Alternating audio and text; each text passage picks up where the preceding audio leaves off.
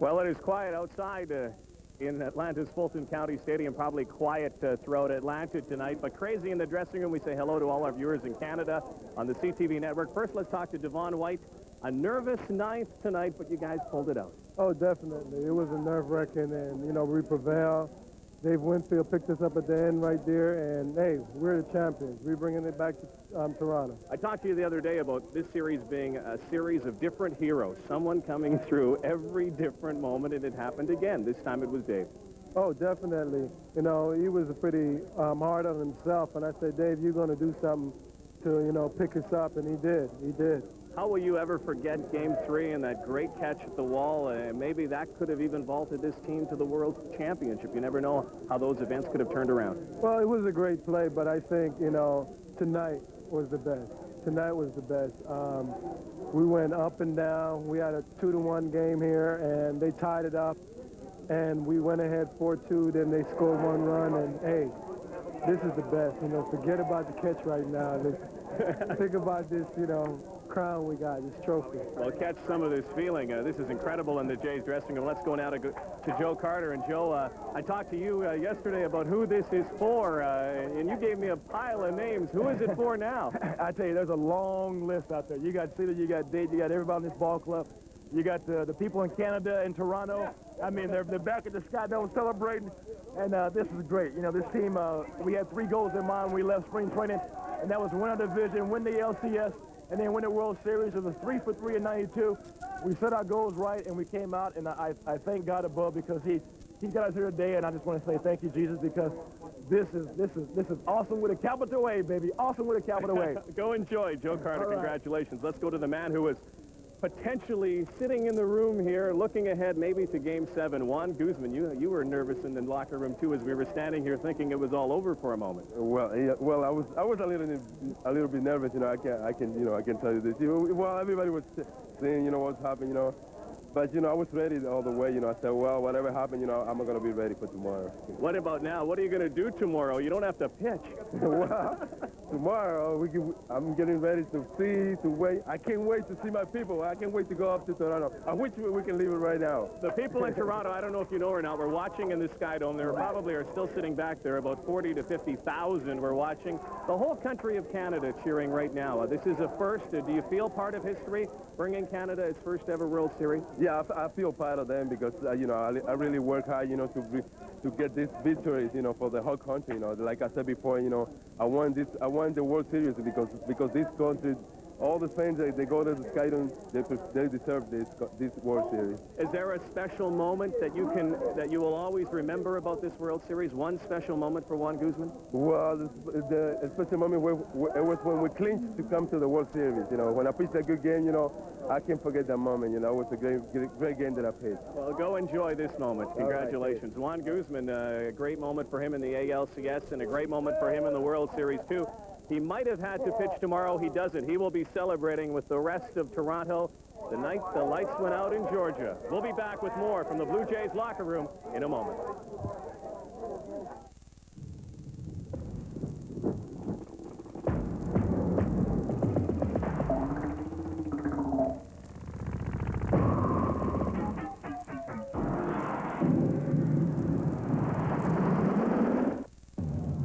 My granddaughter Gina's class was painting a mural, and she's standing there in her papa's old shirt looking so proud. So much color. So beautiful. I could cry. Sorry, Papa. No picture. Don't miss the moment. Keep your camera ready with new Kodak Go Plus film for more color than ever before. You can't keep the moment without Kodak. Few Canadians realize that the Charlottetown Agreement is the result of one of the broadest public consultations in our history. Since 1990, over 700,000 Canadians and hundreds of concerned groups were listened to and heard. The agreement is the result of our representatives listening to the input of people just like you. Read the agreement to make an informed decision on October 26th. It's important to you and to your country.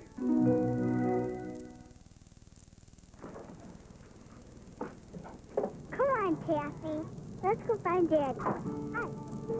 I like the who's coming?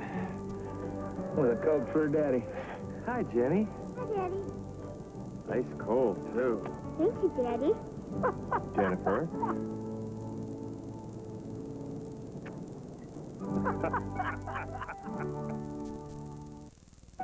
Grandpa, you always go to Esso. Always have. But I know why.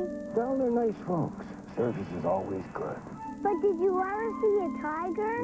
I'm too old to see tigers. Too old? When you get bigger, you don't see tigers anymore. Did you see a tiger? I'm too big to see tigers. Me too. At Esso, giving you good service is how we earn our stripes.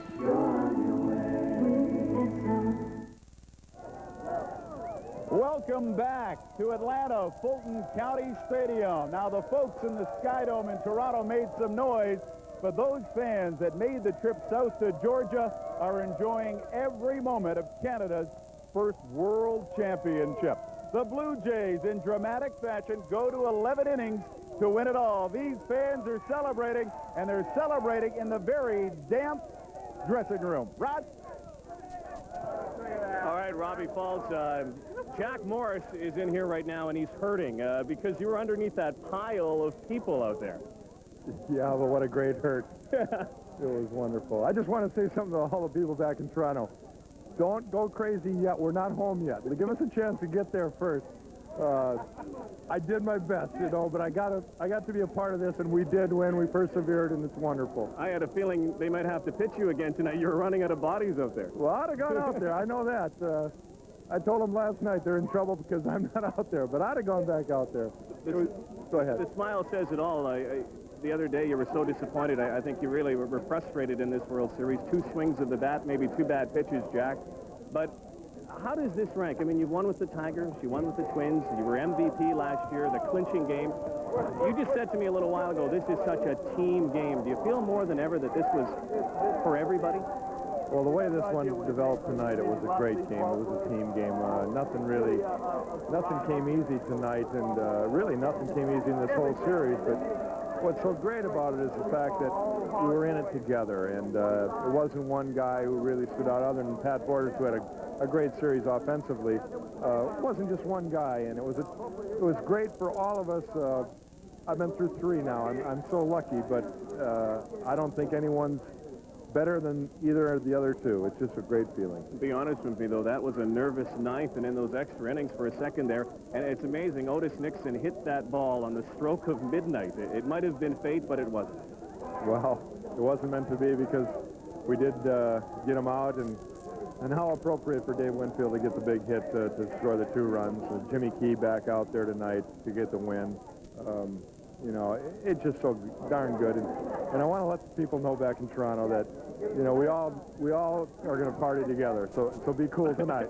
All right, Jack, congratulations. And Jack Morris is going back to Toronto. David Wells is in. Come on, Boomer. Hey, you got a lot of work in this World Series. Oh man, it was a great thing for me. It was a dream of all dreams, and you know, I finally got an opportunity. I didn't get in the playoffs, but you know, I had to be patient and had to be ready for the Braves. I know you were wearing the cone head earlier tonight. You had to take that off. You had to come in for a while. I know everybody was probably in Canada shaking in their boots for a while, but you guys pulled it off. And maybe this team said it best the other day when they said this was destiny a long time ago. Well, you know, you got each and individual out here that played 110% all year long. We made things happen. We made sacrifices, and that's what you got to do to win ball games.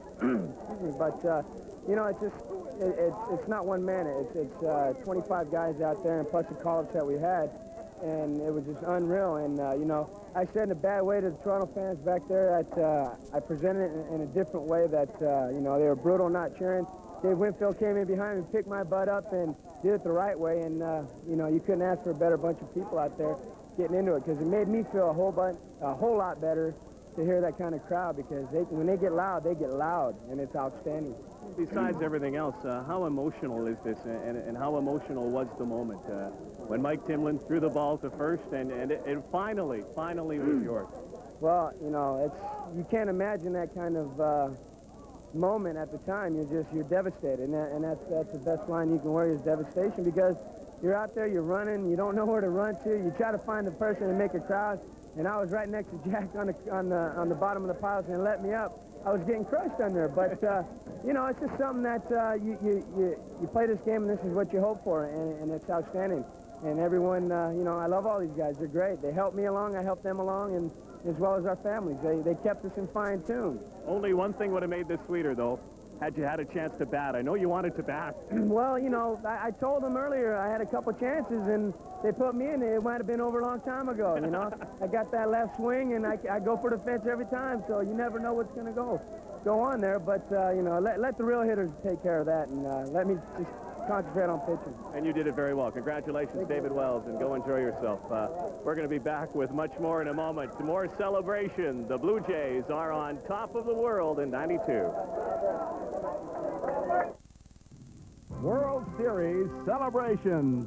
Images that last a lifetime and heroes that last forever. Now you can let the celebration go on and on with the official 1992 World Series video. To order for $24.98 plus tax and $4 shipping, use your credit card and call 1-800-544-7812. That's 1-800-544-7812. The guy's 50. There's no way he's going to beat me. Kid, I'm going to beat you bad. The Special K breakfast. The Special K breakfast is a good source of protein. Protein that helps maintain and repair body tissue. Don't worry, son. You'll catch on. Someday. Looking good, Dad. The Kellogg's Special K breakfast, a good source of protein. Everybody's got the power to stand up and say it loud. People gotta know just what people can do. There's a change, you can feel it too. Everybody's got the power to do what you wanna do. Now accomplish what you knew you could do. Find out about affordable Ambro personal computers. It was in the top of the fourth inning. Candy Maldonado at the plate. And, oh, yeah, he just said it himself, and he's standing right here. He said boom, and it was gone. Candy Maldonado, only 3 hits in the whole series, but that potentially could have been a game-winning RBI. You were the hero back in Toronto. I know you could have had that one again. It got a little nerve-wracking for the team at the end, though. It definitely did, and, you know, you have to give a lot of credit to the Atlanta Braves. They played, you know, extremely great baseball, great pitching. You know, they kept us up down this whole series long. I just thank the Lord that I had this opportunity again, you know, to contribute. Like I said, you know, you don't come to this series trying to be a hero. All you want to be is part of it. And yesterday I stayed over and worked with Larry, took some extra swings, you know, and it paid off in that opportunity. But I have to give a lot of credit to one man, Yacito Gaston. You know, he gave me the opportunity to be here. If it wasn't for him, I wouldn't be able to be here. You know, he always had the trust and the confidence. One funny thing today, you know, my wife said, how many hits are you going to get? Well, honey, I don't know. You know, as long as we win, I don't care. But, you know, he came out with a big hit, and we won. Well, Becky, what did you think when that ball went over the fence? I think it was great. I felt so good for him. I think he deserved that. It's been a long year for him. When he came to this team, he didn't have any position. I'm so glad that he had a great year, and I thank the Lord for that. What about the Braves? You have to give them credit, too. What a gritty team. Played right to the bitter end. Well, like I said, you know, from the beginning, I expected this series to be a pitching series. And it turned out to be the same series that we played against Oakland A's. You know, Game 5, we got blown away after playing some close games and coming from behind. And today, you know, it was a little different. It wasn't like we did, you know, we scored 6 runs right off the bat, but, you know, it was intense. It was great. It was, it could give you a heart attack if you're in the field, you know. But we came through, and a lot of people don't realize, maybe it hasn't sunk in yet, but the way we battle all year long, the last 2 months of the season, especially the last one, the playoffs, and being here and being part of history and everything, you know, coming down to the wire. And one other thing, you know, I think, you know, we get the respect now that we deserve, because, you know, a lot of people didn't give us a chance. And coming here to Atlanta, they thought that maybe because they were going to come and play in Atlanta, that we were going to just destroy. But, you know, a lot of people realize we learned from that series that we played against Milwaukee, you know, when we lost 3 games in a row. After that, we didn't lost 2 games in a row. Well, Candy Maldonado, big part of this World Series championship. Congratulate Maldonado family. Celebrate. You're going to get... Guys. They got got the tomahawk chop going here, too. Who we're gonna bring in here now? I think we got Jimmy Key. All right, we're gonna get Jimmy Key and oh, here's John Oliver. Let's get John. John, come on in. People in Canada are watching. People back at the Sky Dome. I know you seem so focused over the last couple of days, and I know you really wanted to be in the lineup tonight because of the National League shuffle and the no designated hitter rule. But still, you must savor this moment. You certainly contributed in the World Series. Oh yeah, definitely. You know, I'd love to be in the ball game, but man, we got. I mean, got a bunch of great guys on this team, and somebody was going to have to sit down, and you just go with the best matchup you can. You got some great left-handers here, but I tell you what, that was a tough game to sit on the bench and watch. Talk about a roller coaster ride. My stomach is just worn out. There were very close games in all 6 games, as a matter of fact. And, you know, surprisingly, the long ball really played into it. The home run ball, especially by your team. Pat Borders playing so well. And everyone, we talked about heroes. Every single game there was a different one.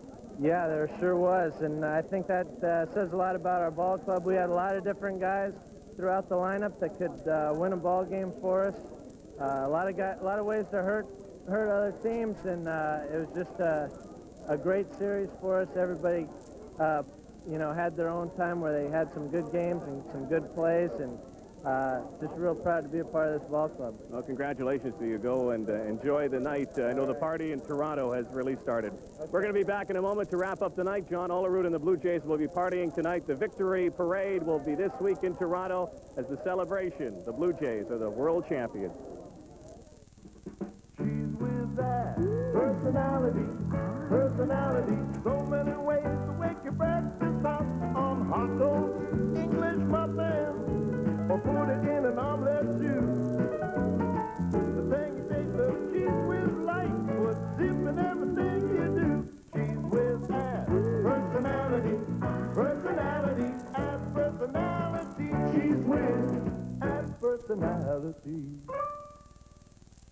Question. You get a headache, you take a couple of pills. It's as simple as that, isn't it? Bleeding in my stomach.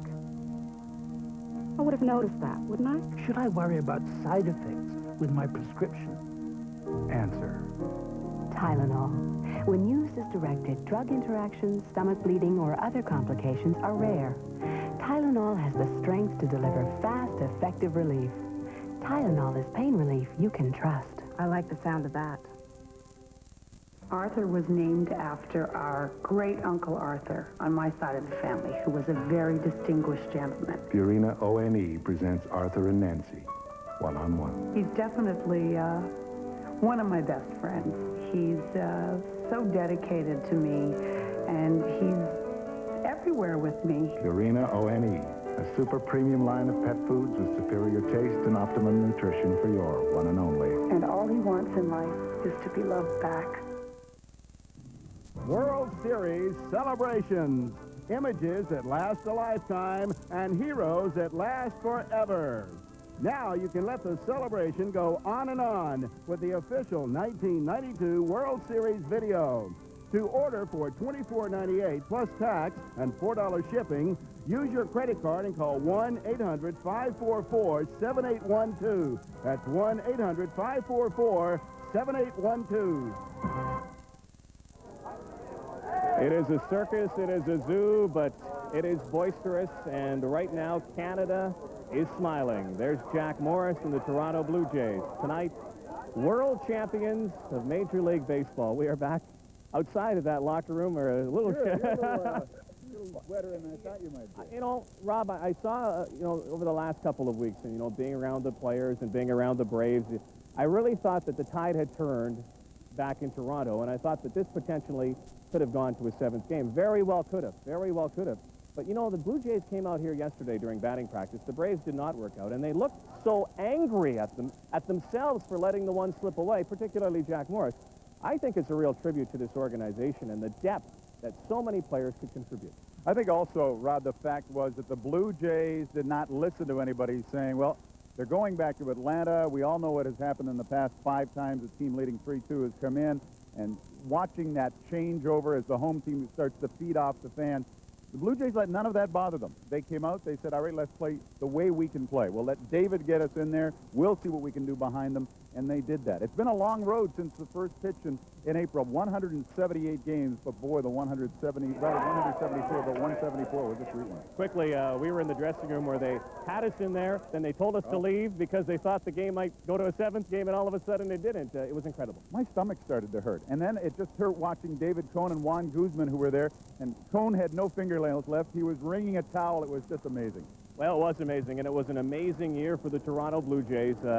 An incredibly emotional year, and we end the season off by saying it best in a song, and a song that was done by a Canadian for a Canadian team, and a love affair that began with a city and then captured a whole country. Good night from Atlanta. The Blue Jays are world champions.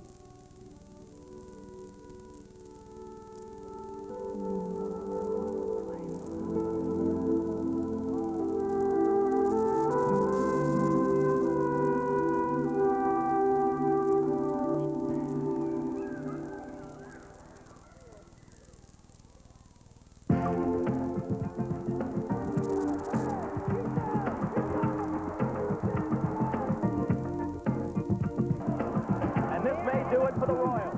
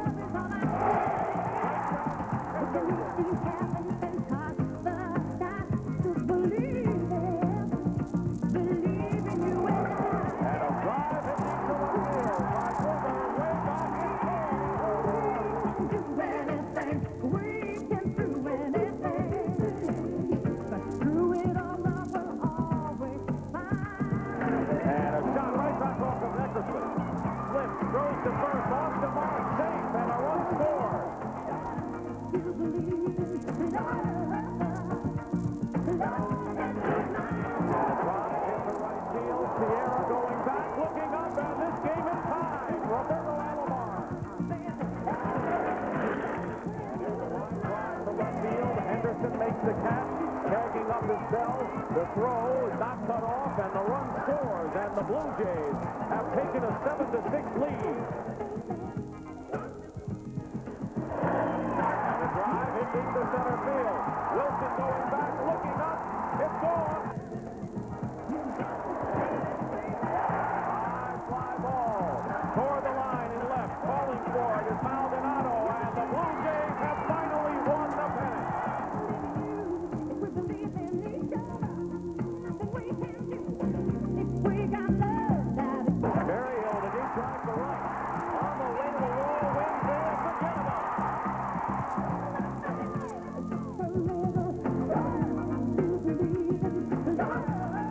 The pitch in the dirt. Here comes Alomar. Berryhill is close, and it is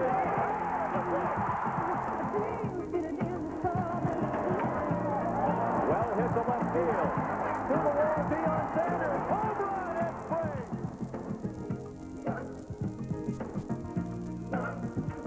Well hit to center field. Devon White racing back to the warning track. Great pitch up against the wall.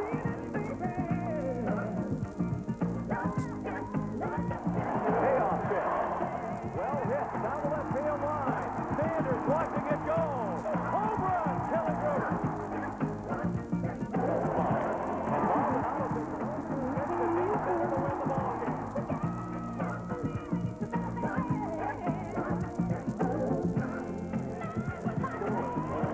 Devon White, base hit left field. Grover's being waved in.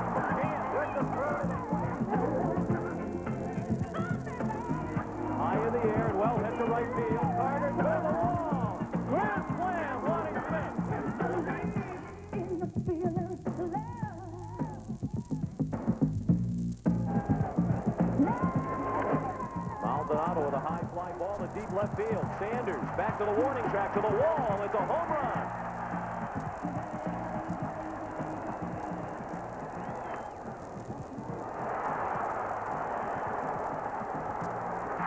For the first time in history, the World Championship banner will fly north of the border.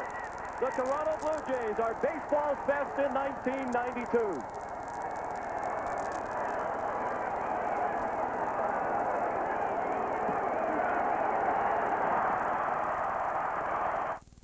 CTV News tonight, making your world makes.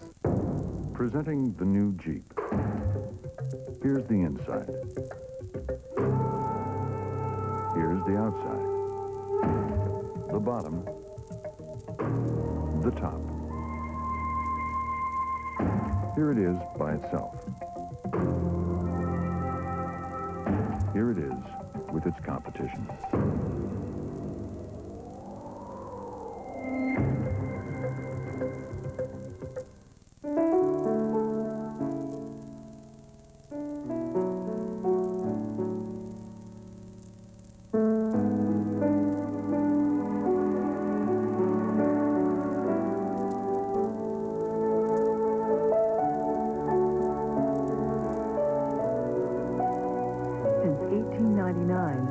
The heart of good cooking has always remained the same. Carnation evaporated milk. Ms. Robertson, Michael! what's this I heard about you retiring? Retiring, I wish. No, Michael, but I am taking a year off. Ah, it must be great. Yeah, well, I've always dreamed about studying archaeology when I retired, but that's 10 years away. So I have decided I am doing it now. You win the lottery? Creative financing. Oh, I have enough money for my retirement, but I don't want to touch that. So about 8 months ago, I told the bank what I wanted to do, and we have worked it out. Wow, that's great, but where are you going to go to school? Jungle U. To dig in South America. If you have a dream, there's a way to get it. Let us help. With personal banking, we have the tools to get you there. We're changing. We're CIBC. Get us working for you. CFTO TV Channel 9 in Toronto.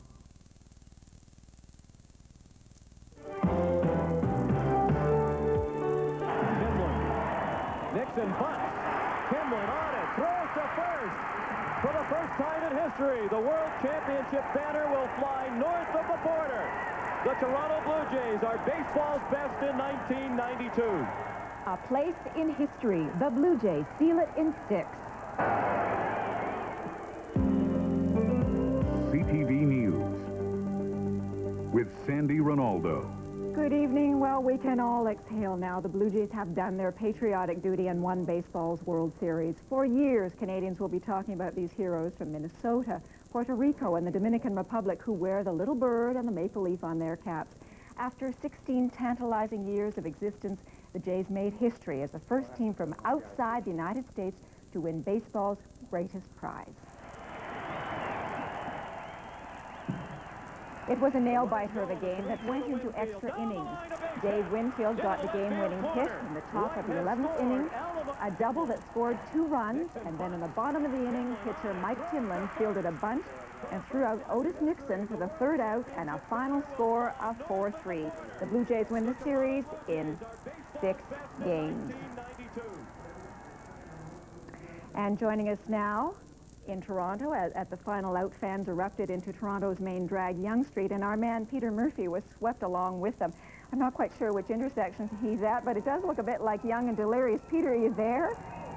Sandy, I am here, and this town has exploded in just tremendous celebration.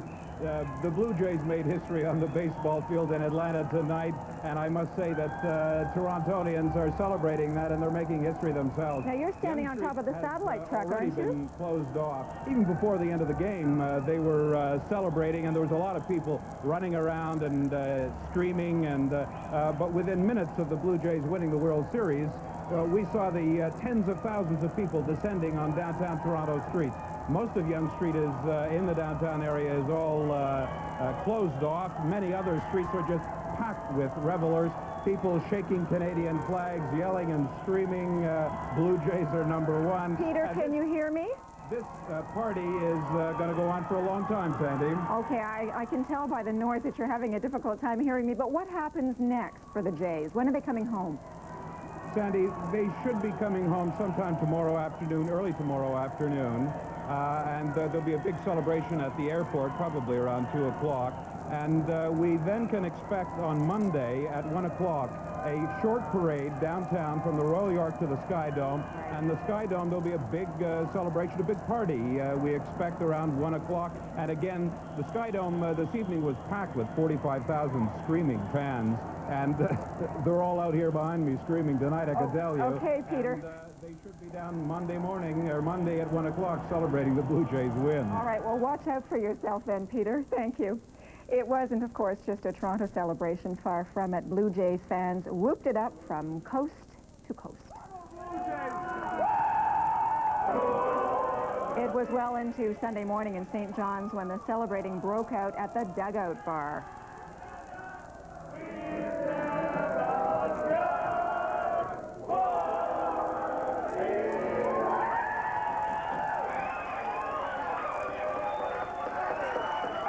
In Edmonton, the action was at the Bleachers Bar and Grill.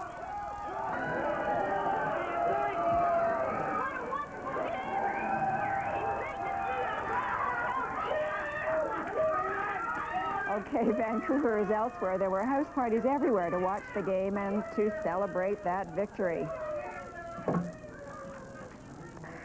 What can you say after all of that? Well, there is more news to come, and we'll be back in a minute with Mulrooney's Last Stand. The Prime Minister wraps up his Yes campaign. I think we're going to win, and so I'm quite happy. Is the prediction realistic? It was early in the day with all systems A-OK. This control, what's that noise? This is control. That was Kellogg's Raisin Bran. Say again? Kellogg's Raisin Bran. What's in it? That's 2 scoops of plump, juicy raisins and whole grain flakes with bran. They were all set to go, but you just had to know. How many scoops? 2 scoops of raisins in a package of Kellogg's Raisin Bran. Off the engine. Where's that Kellogg's Raisin Bran? If you depend on your truck to last, here's news you should never forget. Of all the Chevy trucks built in the last 10 years, 98% are still going strong. That's higher than Dodge, higher than Ford, even higher than Toyota. Over the years, no other truck line is that dependable, foreign or domestic. Only Chevrolet. The most dependable, longest-lasting trucks on the road.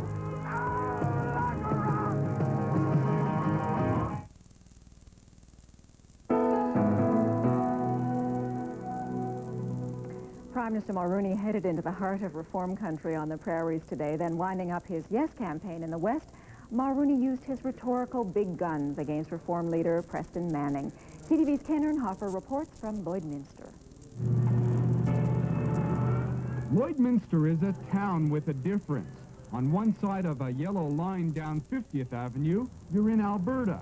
But just cross the street and you're in Saskatchewan, a geographically divided town, where Prime Minister Mulroney wrapped up his unity campaign with a head-on attack geared for the West, targeting Preston Manning. Mulroney seized on reports the Reform Party leader first planned to support the Yes and then switched sides on the advice of an American pollster. And repent. It's time for you to repent, Preston. Come back into the tent. We will accept you, even though it's late. Mulroney says Manning is appealing to base instincts and adds labeling the accord the Mulroney deal. With Saskatchewan Premier Romano at his side, Mulroney charged that Manning's move, if successful, will kill the Triple E Senate that the West wants. You're either for it or against it. This is important for Canada's unity, and you don't look to start scoring cheap points like he's doing with the Mulroney deal and all the things that he's being repudiated for by his own party. It's fraudulent. I don't want to be too personal about him, but when he says, as the reports indicate, that he wanted to go yes, and then for partisan political reasons is going no, I say that's putting politics ahead of Canada. The constitutional bucking hasn't been easy on people here, an area where Reform Party inroads have thrown other parties into a tizzy. Many people admit they're leaning towards voting no. It's the deal, yeah. That's all I'm voting on is the deal, and I don't like the deal. But many no-leaners also admit they don't know where they'll land on voting day. Maybe I haven't looked fully into it like I should either. I should do a little bit more reading on it before I decide. Undecideds like that are just the group the yes side is after. Mulrooney's chief of staff says government polls show 40% of Canadians are undecided, and other polls showing a lower rate miscalculate the referendum's emotional nature. People are leaving the decision until the very end. They are profoundly troubled by what to do, and we believe in the end Canadians are going to want to vote yes. I think we're going to win, and so I'm quite happy. Despite coming under heavy criticism during the referendum campaign, Mulrooney indicated he would have done nothing differently, and he's certain Canadians will prove him right. Cannon-Hopper, CTV News, Lloydminster. And tonight, after landing in Gatineau, Quebec, the Prime Minister concluded the Yes campaign. He made one final appeal to Canadians to think hard about the way they vote. When they're spending time over the weekend thinking about the 26th, I ask them to take a little time to think about the 27th and all of the 27ths thereafter.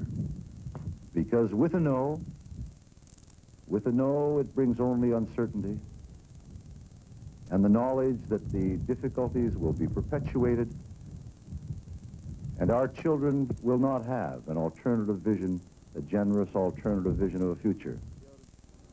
In Winnipeg, Preston Manning ignored the Prime Minister's call to repent. In fact, the Reform Party leader called on Canadians to reject the Charlottetown Accord. And he told delegates to the party's annual convention the best vote would be a no from all of Canada, not just Quebec. Mark Sickstrom reports.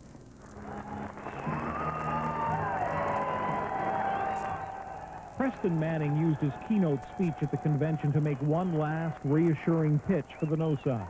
Despite the dire predictions of the Prime Minister earlier in the referendum campaign, a no vote will not cause the disintegration of Canada at 12 o'clock midnight on October 26th at 12:30 in Newfoundland.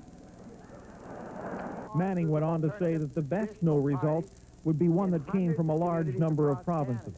If Canadians are going to vote no, a strong and a general no across the country would send a clear and more certain signal to our political leaders and the international community than would a patchwork no.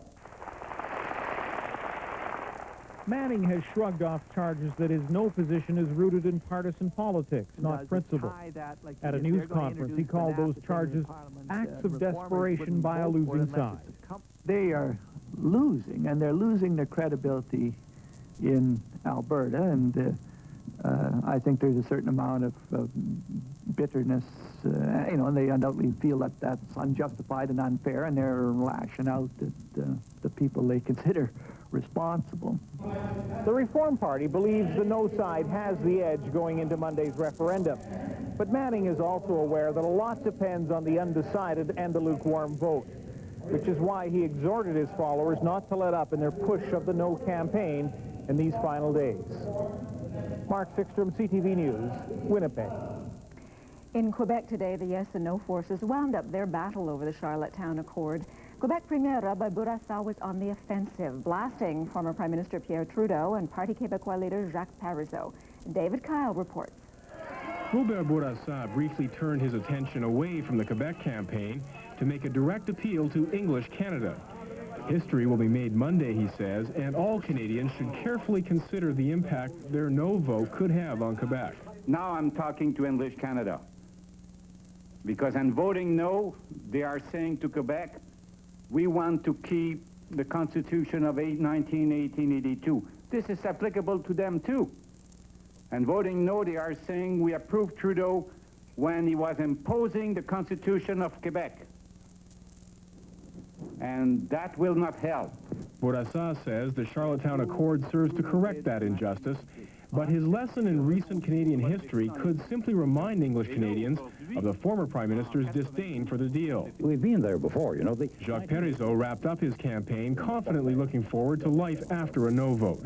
I've always wanted to put the Constitution aside. In fact, I'm in politics to put the Canadian Constitution aside. That's what I've been trying to do for 20 years. The final poll of the Quebec campaign was published today, showing the no side ahead by 21 points. Premier Bourassa no longer sounds convinced when he says he's still confident. In the past 2 days, he's shifted the focus of his attacks from the Parti Québécois to Pierre Trudeau in a last-minute attempt to try and get the Yes campaign back on track. David Kyle, CTV News, Montreal. Well, now, the Blue Jays don't win the World Series every day, so let's go down to Atlanta's Fulton County Stadium, where CTV's Joy Melvin is standing by. Joy, not just any day. I bet, you know, you've had a little time to do some reading? No. What's it like down there now? Sandy, I'm on the field right now where history was made, where Canadians went to the World Series, and as they say, it doesn't get much better than this. The fans went wild. You saw them in Skydome, and the fans went wild here, the ones that came all the way down to Atlanta. And for the Blue Jays, they've come a long, long way. The team has been consistent. They fought back, and boy, was this an incredible game and an incredible series. Both teams were evenly matched, and what can I say? They won. All right, now let's talk about Atlanta fans for a minute. How are they taking the loss? Well, Atlanta fans were crying in their soupa today, but they also said this has been a very good series. It's been a good season for the Braves. They've come twice so close. But a lot of them admit that, you know, not the best team doesn't always win, but sometimes the team that plays the best does. All right, well, you and I are not sports analysts, but let's take a shot at this. Can we say what it is about the team this year that made it such a champion team? I think the team really acted just that. They had a captain this time, Dave Winfield, who rallied some of the younger players, but they also rallied the fans. I mean, 4 million fans, that's absolutely incredible. The team had confidence this time, and many people have said that the team has finally grown up and that they've shaken off this choke factor, this nickname, the Blow Jays, and nobody can throw that at them again. Okay, Joy Melvin, thanks very much. Still ahead in this newscast, taking aim at gun controls. September 30th, I could take this out and I could shoot tin cans to my heart's content. October 1st, I'm now a criminal. One man's gun battle.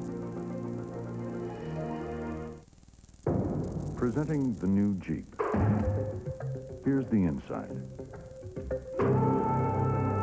Here's the outside. The bottom. The top. Here it is by itself. Here it is with its competition.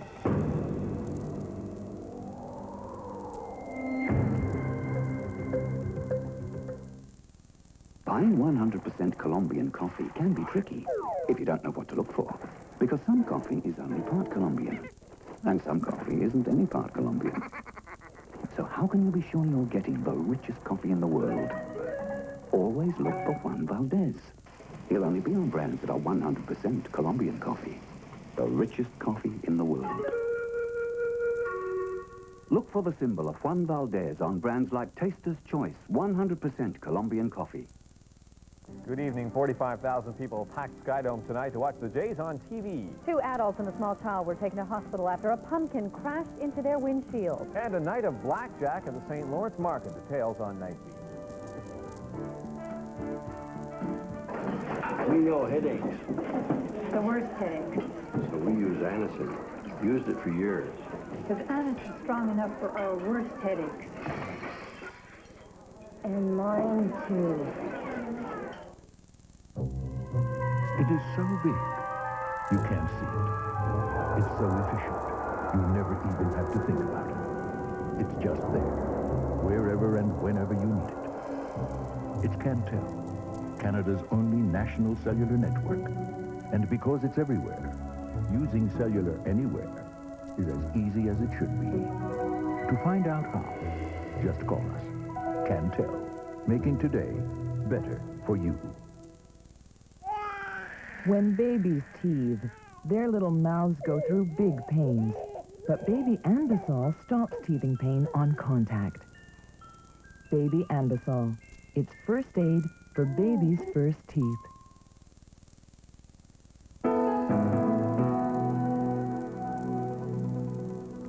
Canada has recently toughened up already strict gun controls, a move which has angered gun collectors into fighting back. Alberta is home to some of the strongest opposition, and at a gun show in Edmonton today, one man fired up a legal challenge that could go all the way to the Supreme Court. Bob Makachuk reports. Millions of Canadians own guns, but some gun collectors say new laws will turn them into common criminals.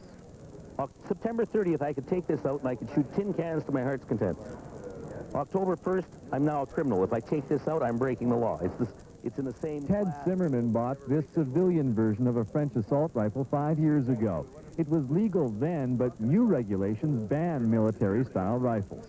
But they've decided because it's black and has a pistol grip that it's prohibited, which means I will get no compensation.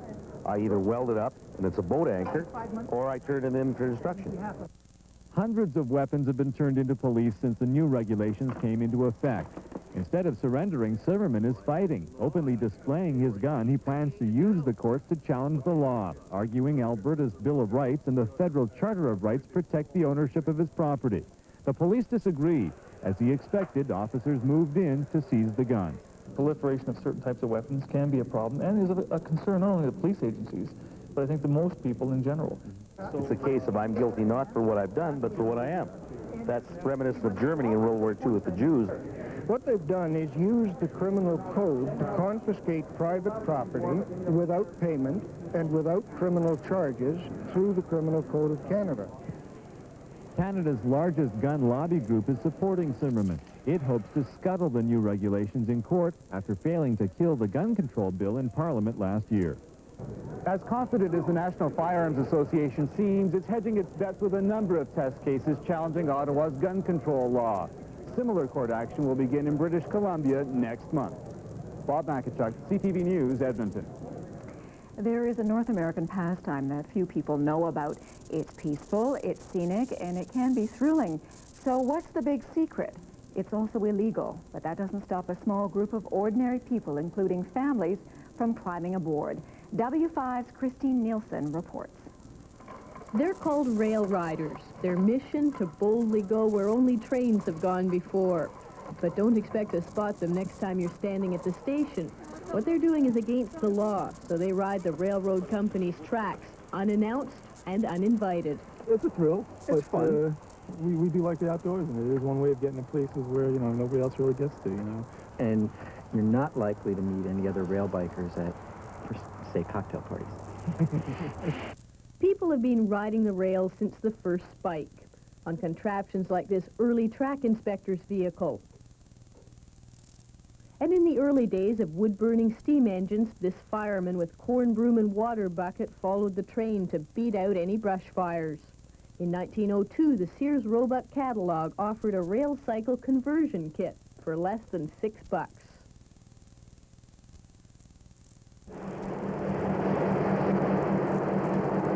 Here's the rail biker's worst nightmare, 150 tons of locomotive that takes 2 kilometers to stop.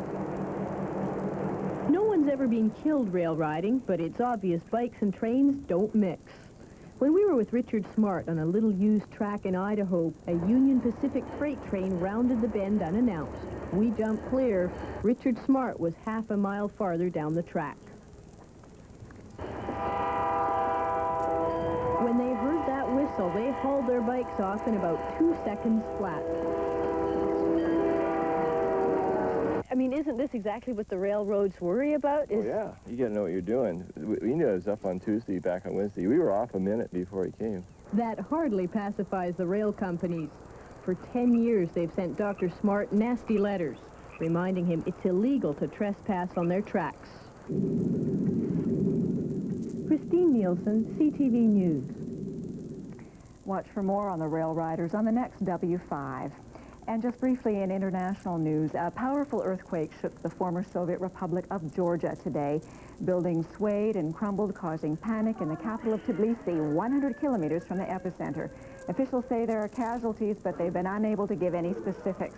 The quake measured 6.7 on the Richter scale. And when we return, we'll go back to the ballpark for another look at this glorious day in Canadian sports history.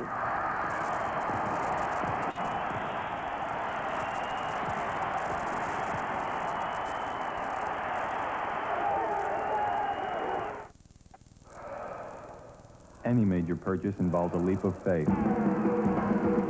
Buy a Nissan and it doesn't have to. You're protected by the Nissan Satisfaction Commitment. The most comprehensive customer care program in Canada. It comes at no extra cost and has no deductibles. Because at Nissan, we believe warranties should protect the people who drive the cars, not the people who make them. Nissan, built for the human race.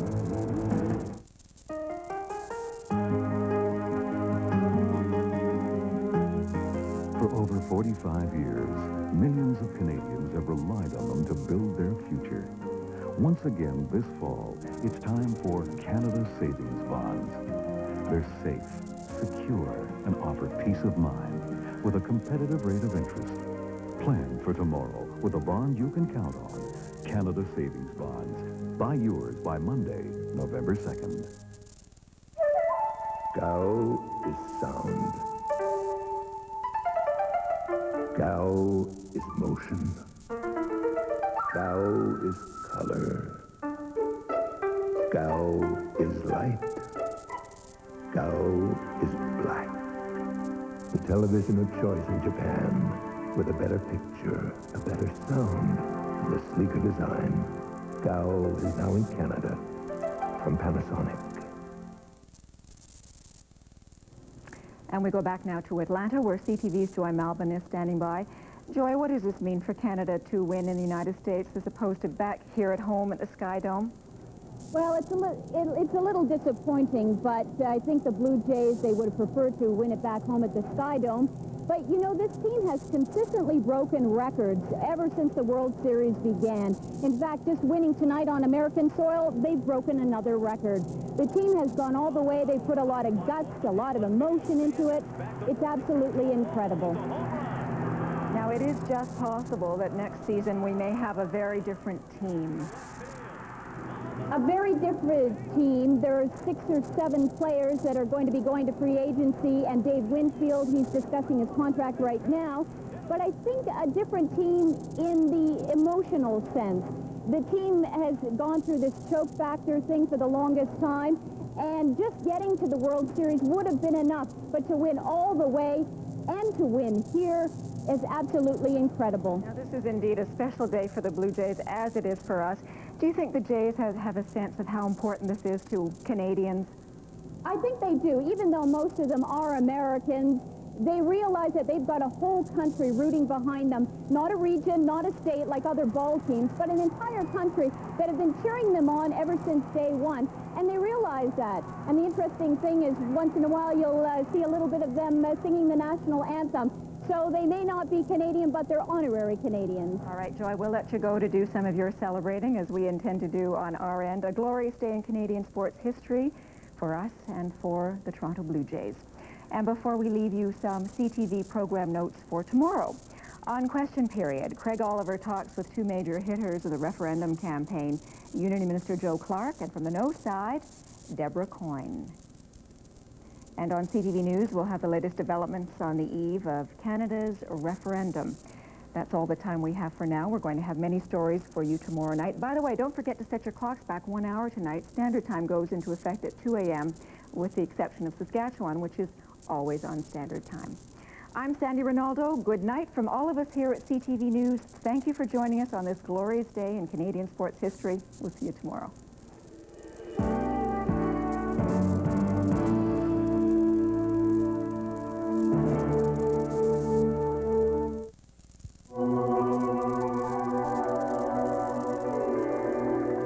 Towards 2000. Brought to you by Volkswagen. Resources, and more recently machines, have been the main fuel for economic growth. But in the 90s, business is turning to new sources, its own people, and to a new economic fuel, their ideas. Liftoff. Space travel has symbolized this century's obsession with big science. Science is probably overestimated, and that's the cumulative nature of small discoveries by the worker on the factory line or the clerks at the front, the operators at the front line dealing with people and processes. It's those things that ultimately add up to economic progress. So the trend in business today is to empower people, to listen to their ideas. And we have a problem-solving meeting on the... Businesses are building teams, flattening organizational structures, inviting suggestions. When you don't have an empowered company and you don't listen to your employees, you cannot listen to a lot of the problems that happen.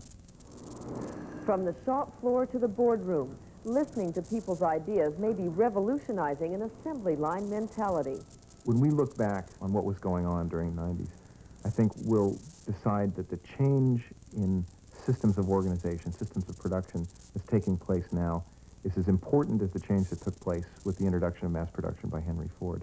The Japanese are better team builders, but this is more than just chasing the Japanese model. Old-style management structures don't work in an information revolution. Toward the turn of the century, the world knowledge base will be doubling every 18 months. That's the sort of accelerated pace of change that will require us to change en route. In a society that so often worships machines, it is comforting to know that in the 90s we are starting to value ideas and individuals. I have to tell you, I feel a little silly here. Yeah, well, I feel a little silly, too. Good. What time is good for you? 7:30? 7:30, perfect. Oh, wait a minute. What? How will I know who you are? Well, actually, I'll be the guy with the Volkswagen. Oh, great. That makes it easy. Okay. Terrific. I'll see you then. Okay. Bye.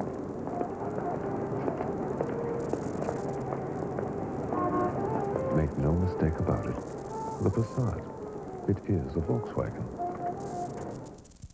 Goldhawk Fights Back starts November 9th on CTV News. Loretta Boulay, receptionist, condition, headache. Here it's throbbing, and sometimes it even hurts to turn my head. Do you think Tylenol would work? I don't know how it works because I've never tried it. Clinical studies prove Tylenol has the strength to deliver really effective relief, yet it won't upset your stomach. How do you feel? My headache's gone, everything. Tylenol tablets did not upset my stomach. On my way home, I will buy a bottle of Tylenol tablets. Hi, Bell Mobility. Hey, I love that new name. Look, I'm expecting a very important phone call. Now, are you sure I can be reached anywhere? She hasn't called yet, but I left her 200, maybe 300 messages. Now, if I'm in my car, I've got my cellular phone, right? If I'm just walking around, I can clip the pager to my belt. Now, if I'm in a plane, yeah, right, I can use your airphone to call. Now, what happens if I'm downtown? I'm not in a car, I'm not in a plane, and for argument's sake, I'm not wearing any clothes. Uh-huh. Well, but can I still be reached in prison? CFTO TV, Channel 9, Toronto. Night Beat News with Beverly Thompson and Bill Hutchison. Good evening, or rather good morning. Celebrations are well underway across Metro tonight, this morning as baseball fans revel in Canada's first World Series win. Beverly? The Blue Jays' 4-3 victory over the Braves has set off victory parties both inside and out.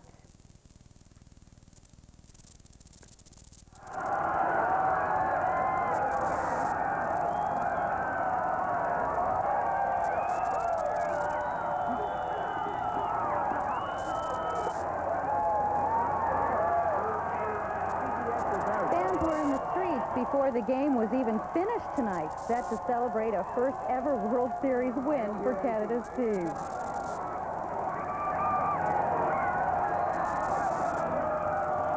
I'm hearing it now.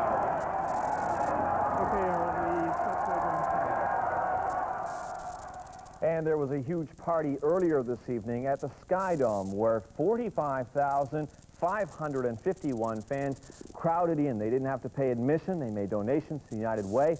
Let's have a look at the scene there as the Jays won the World Series.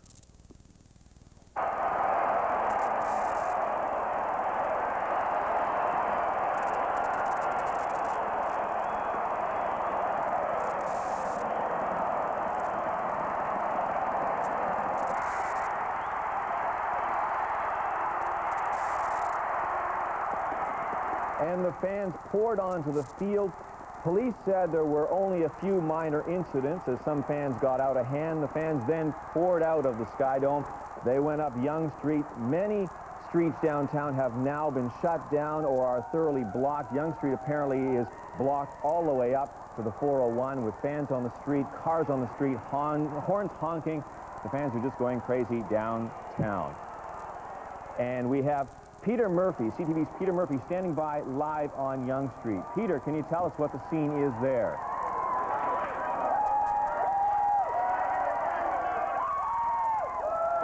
Speak, never mind think.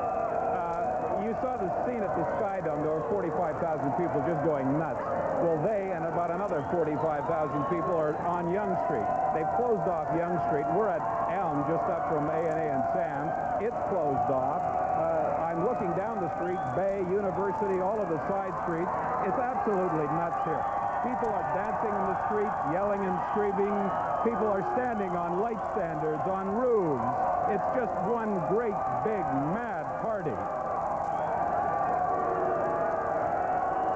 Bill, I've never seen anything like it. Now, there were some incidents earlier. There were some windows that were broken. We heard some just behind me, some windows that were broken. But I must say that there are so many people on Yonge Street, it's a wonder that people aren't being pushed through the windows. There is a large police presence here. It's generally a fairly happy, excited crowd. But I can say that you'd need 100,000 police to keep this crowd in control. Basically, it's a happy crowd, and this party has just begun. It's 2 o'clock in the morning, and it's going to be going on for a long time.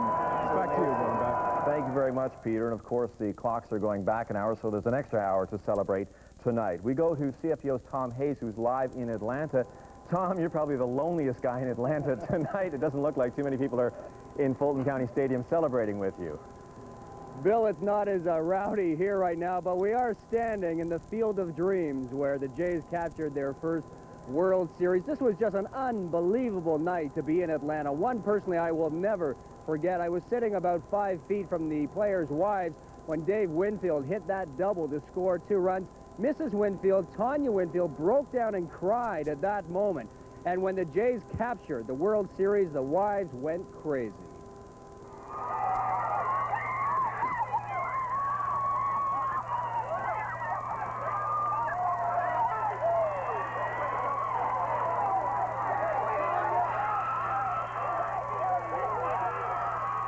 Mrs. Winfield, your husband did it. He did it. He did it.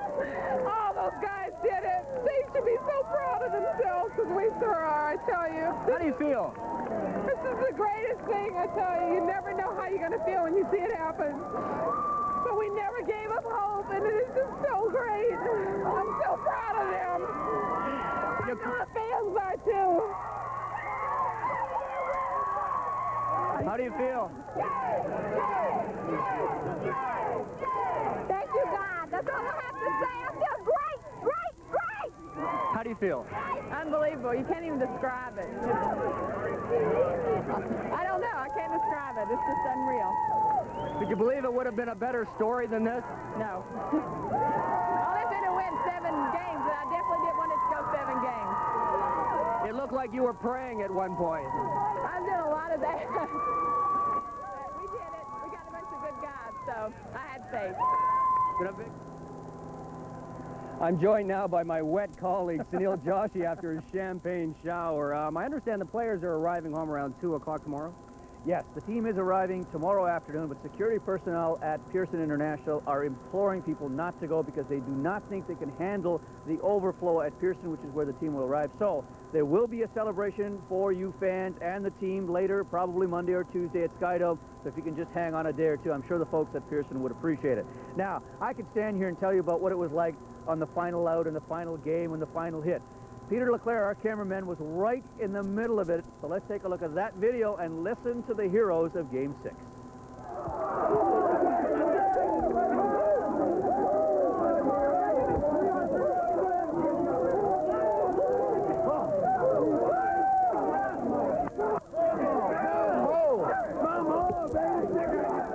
I'm going to give the Braves a lot of credit. It was a hell of a series. They fought and clawed and scratched, and we had to use our best to beat them. What did David, mission accomplished?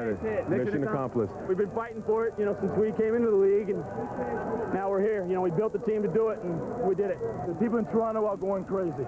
It's a subtle crazy, but they're going crazy, and we're happy for them. We're just glad we brought them a championship. This is unbelievable. It really is. Thanks, Joe. Well, that's the celebration as far as the field was concerned. When I come back with George Bryson a little later in sports, we'll move the celebration indoor and speak to some people for whom this victory means a lot, especially remembering 85, 89, and 91. Let's go back to you, Bev and Bill. Thanks, Anil. Finally, official celebrations planned earlier this week will get underway on Monday, beginning with a victory parade. The parade will take about 30 minutes to travel. It will start from Front in York, travel north on York Street to Wellington, west on Wellington to Peter Street, and south on Peter Street, around the Dome, and inside where the festivities will take place. In other news tonight, a 16-year-old is in critical condition. 88 and slow out of the gate. Toronto opened just 9-13 in the month of April, but the season opener was one to remember. The Jays defeated Kansas City 5-3 thanks to George Bell's 3 home runs, an opening day record. Dave Steve was 16-8. That doesn't do him justice. He had 3 one-hitters that year and lost 2 no-hitters in the 9th inning. Fred McGriff's first year as the everyday first baseman saw him clout 34 home runs. He drove in 82. And Kelly Gruber became the regular third baseman. He hit 16 home runs and had 81 RBIs. Dwayne Ward establishing himself as a bullpen force with 9 wins and 15 saves. The Jays were 11.5 games out of first at the All-Star break, but they rebounded by going 45-29 after that to finish in 3rd place, 2 games back of Boston.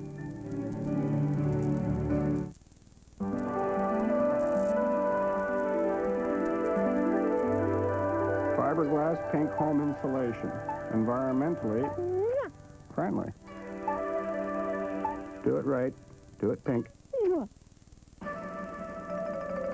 Do you want your pizza quick? Or would you really rather have it good and quick? Domino's Pizza. Good and quick. Quick and good. Experience the quality of Domino's Pizza.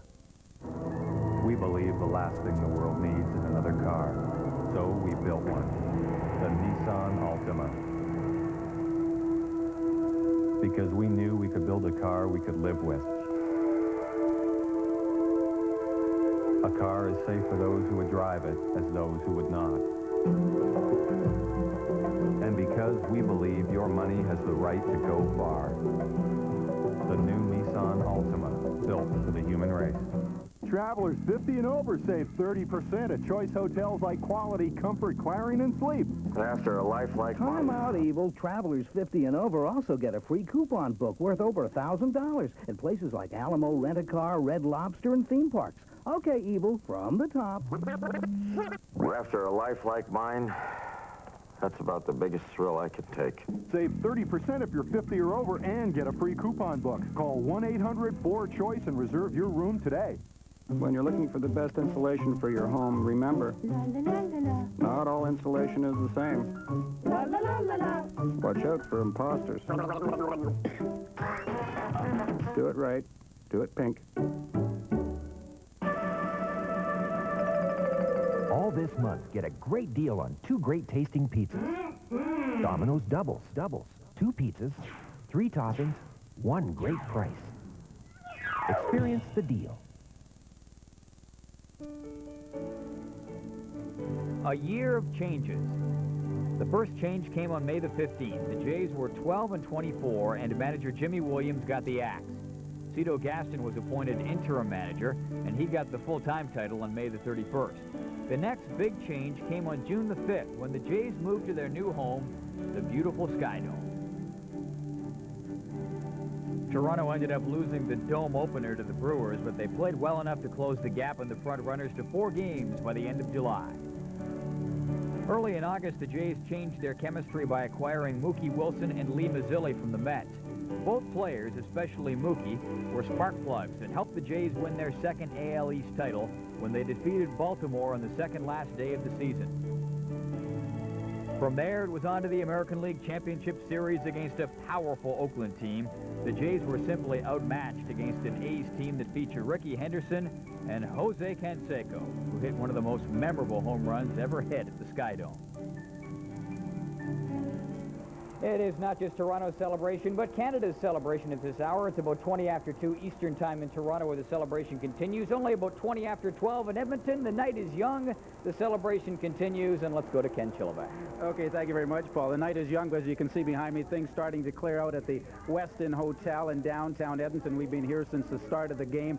Started off very quiet, and of course, as the game progressed, things got really crazy. At the end, they had a party next door. Everyone was in this little bar here to celebrate the Blue Jays championship. Now people starting to drift on out. I was talking to some of the people in here about outside. There's actually people going down Jasper Avenue in downtown Edmonton, honking their horns, bumper to bumper, not like maybe when they'd win a Stanley Cup in this city, but having a good time, celebrating what is the first for Canada. And I think that's very important for these people. Everybody I talked to throughout this city in the last couple of weeks were talking the same thing. Let's go Blue Jays. They didn't care. They're from Toronto, wherever. They were supporting this team. Whether it brings this country together, I guess we'll wait and see in the next few days, but we can just hope that that'll come out. It's a very important victory for obviously the Toronto Blue Jays, and maybe even more so for this country of Canada.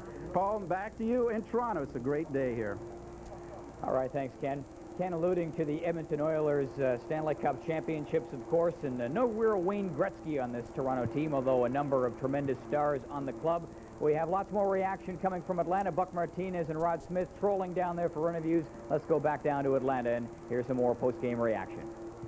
Pat Gillick, this is the culmination of all your efforts. You have to be pretty pleased with what went on here tonight. Well, yes, we are, I think, Buck. Pleased for the players, for everyone connect with the organization. I know, the guys that were here before, like yourself and Ernie Witt, Otto Velez, Mosby, Barfield, all the guys were here before. I know that, we didn't get it done in '85 and wish we had of, but we have a couple other, kicks at the cat, but finally we got it done here tonight. It wasn't easy. It looks like we played almost till 2 o'clock so we could turn the clock back to 1 o'clock. I tell you, what about the depth of your bullpen? They keep marching out there and putting up zeros. I was just hoping that we could get out of the ninth inning. I thought if we could get out of the ninth inning with a tie score, we would beat them because our bullpen is stronger than theirs. And we were fortunate enough to get out of the ninth inning and then go a couple innings and win it. So, again, the bullpen comes through. You've seen Dave Winfield come through with just about all year long. What about the double he picked up there? Well, I had a funny feeling that he was going to, I don't know what the pitch was. It looked like it may be a fastball on the inside. And I thought Charlie might be coming in trying to jam him, and Dave was ready. And, it was a great hit to see, and I'm just glad because I know it was Dave's first extra base hit in World Series competition. It looked like Cito saw everything in slow motion. He was making the pitching moves. He got the pinch hitters up there when he was right on, and he got the matchups he liked throughout the whole series. Yeah, exactly. And I mean, I think that Cito did a great job. And as far as, National American League thing, he used David Wells, he used Stottlemyre, he used Timlin, he used Eichhorn, Henke Ward, the whole bullpen. And as I say, we still had pinch hitters left. And I think probably when Hunter hit, they were probably down their last man with Lopez, the catcher. Great win. Congratulations. Thanks a lot, Buck. You heard Pat make reference to Dave Winfield and the outstanding play he put together. Maybe he was close to sort of being a Wayne Gretzky-type leader, as Gretzky was at the Oilers, being that kind of a leader with the Toronto Blue Jays. Believe it or not, in his long and storied career, Dave Winfield only in postseason play for the second time. The last time was all the way back in 1981, so in many ways, he was saying before this all started, he was a rookie to postseason play. It had been such a long time. The celebration continues out in the street. Here's Vic Rauter.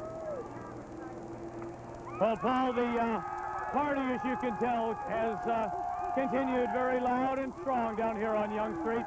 They say farther down, away from us, towards the Eaton Center, they are shoulder to shoulder. And in fact, we've heard of a couple of incidents of people getting hurt, people getting just a little carried away, climbing up trees to wave Blue Jay banners and finding that the way down is a little more difficult. But for the most part, this party has gone very, very well, and that's what the police expected. And they also expect it to carry on for several more hours yet to maybe sunup. And don't forget, with the clocks going back, that means an extra hour to party. Paul? Yeah, I guess tonight's the night you want to have that really expensive car parked right down in the middle of downtown Toronto. No, wouldn't be that kind of night. Not at all.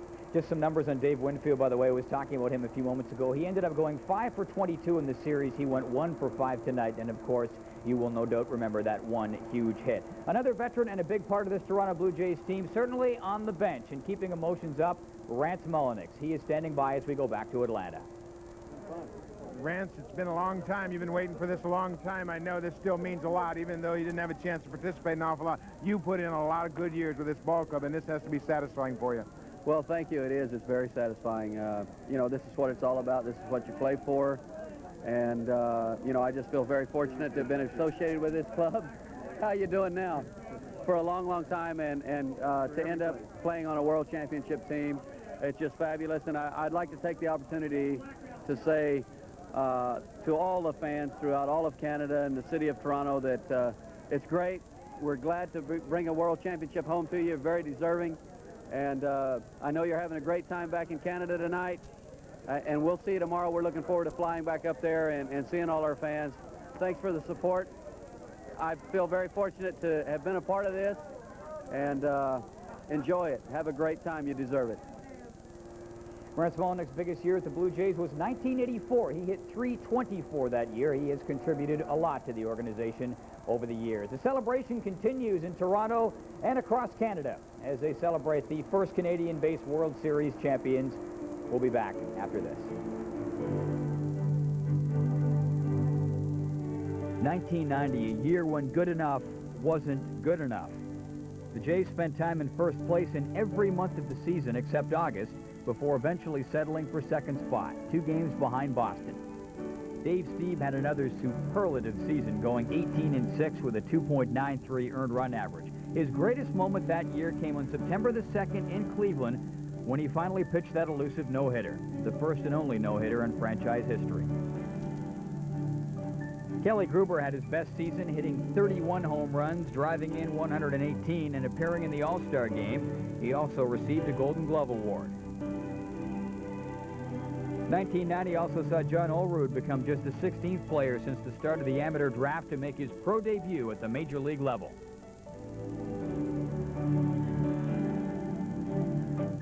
I got the key to the highway, built out and bound to go. When you're a long way from home, because you haven't done nothing but got no shirt on your back, a good man away from home, and no roof over your head. Yeah, that's the blues. Domino's Pizza may very well be the best tasting pizza in the whole world. Experience the taste, delivered in 30 minutes or less. Guaranteed. Peep, peep, peep. Fiberglass pink insulates against noise when you don't want to hear a peep or a pin drop.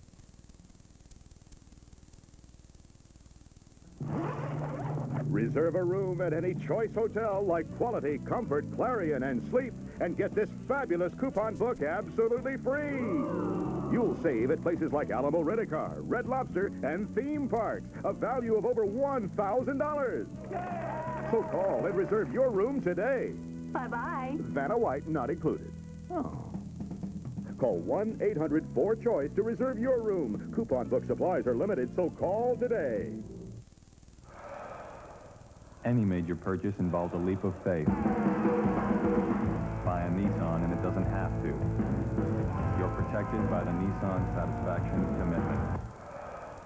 The most comprehensive customer care program in Canada. It comes at no extra cost and has no deductibles. Because at Nissan, we believe warranties should protect the people who drive the cars, not the people who make them. Nissan, built for the human race.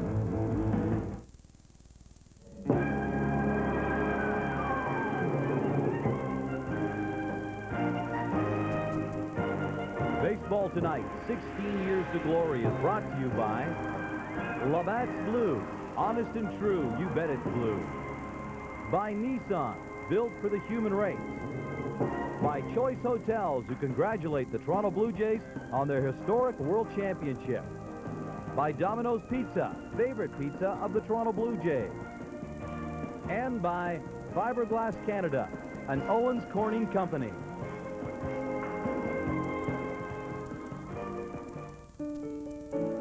(1991), and changes were needed, so the Jays' brain trust decided, so changes were made in a big way. The biggest trade in team history, sending mainstays Fred McGriff and Tony Fernandez to San Diego for slugger Joe Carter and second baseman Robbie Alomar. They also acquired center fielder Devon White from the Angels. And all three quickly became fan favorites at the Skydome. Carter continued to produce at the plate with 33 home runs and 108 RBIs. White and Alomar earned Gold Gloves while providing sparks at the top of the order. The two combined for 129 RBIs, 86 stolen bases, 198 runs scored. An injury to Dave Stieb in late May forced the Jays to call up Juan Guzman from Syracuse. He responded with a team record 10 straight wins and a 2.99 earned run average.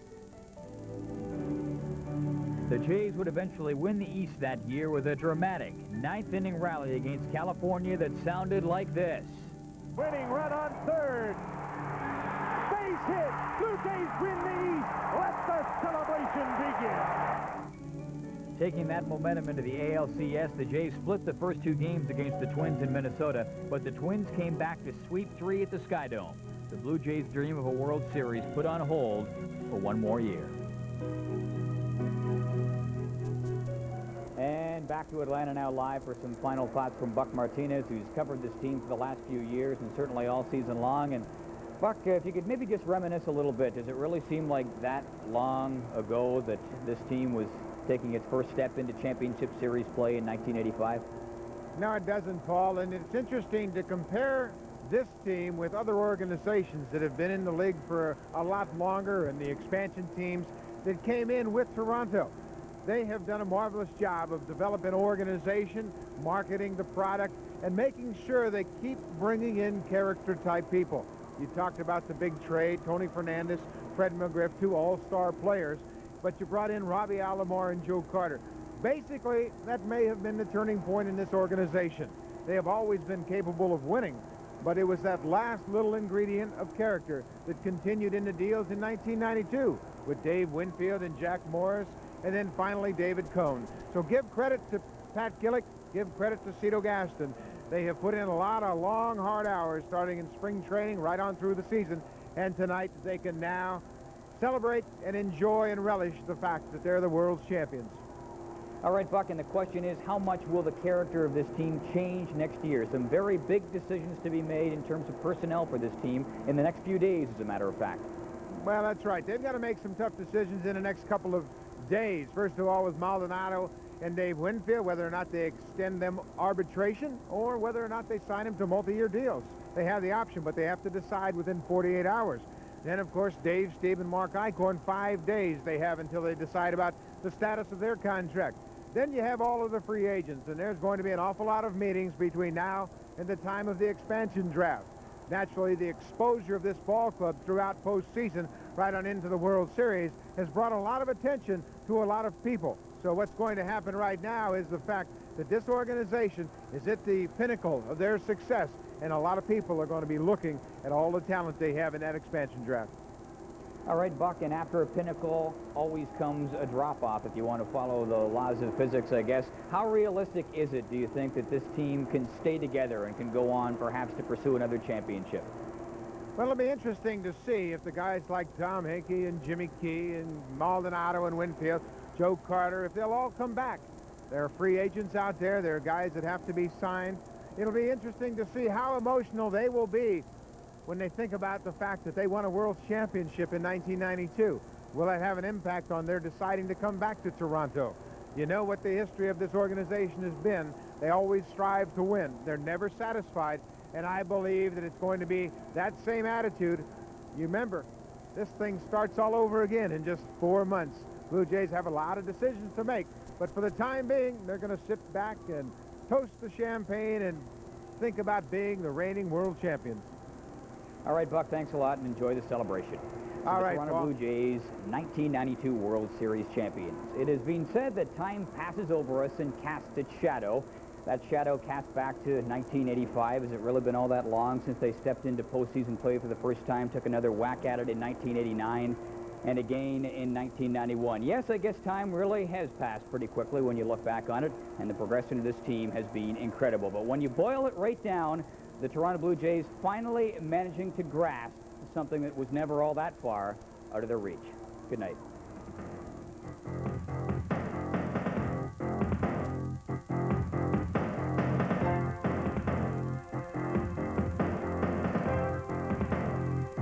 It's a matter of pride or a matter of destiny.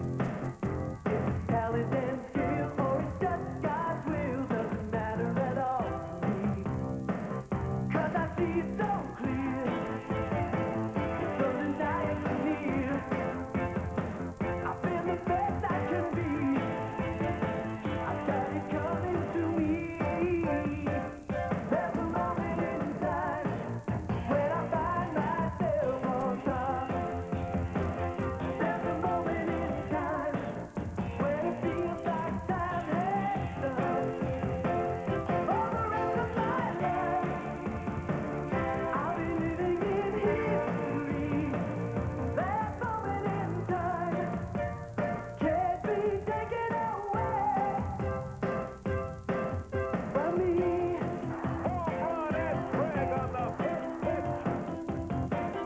It's a burning inside, just the way it's supposed to be. If I keep it in sight, maybe stand and fight, it's gonna be there for me. And I want it so bad. It's every dream I've had, the one desire I know I can never let go. There's a moment in time when I find myself on top. And there's a moment in time when it feels like time has stopped. For the rest of my life, I'll be living in history.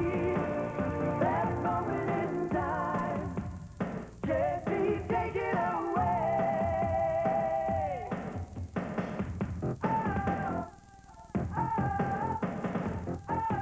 No, it can't be taken away.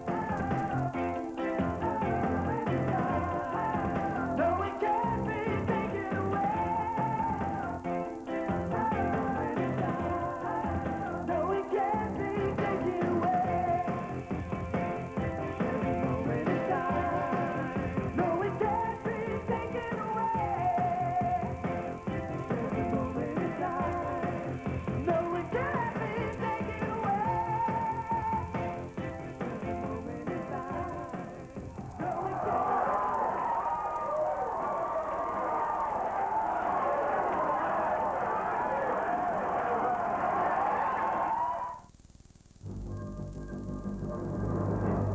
You're watching TSN, the sports network.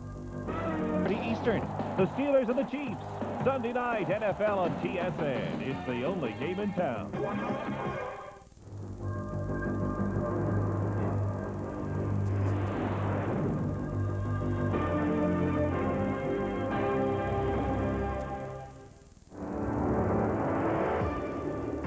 Coming up on Sports Desk. Kimball. Nixon punts. Kimball on it. Throws to first. For the first time in history, the World Championship banner will fly north of the border. The Toronto Blue Jays are baseball's best in 1992.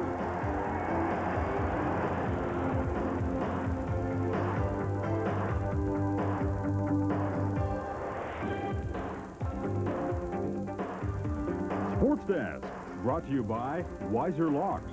Quality locks made for Canadians by Canadians.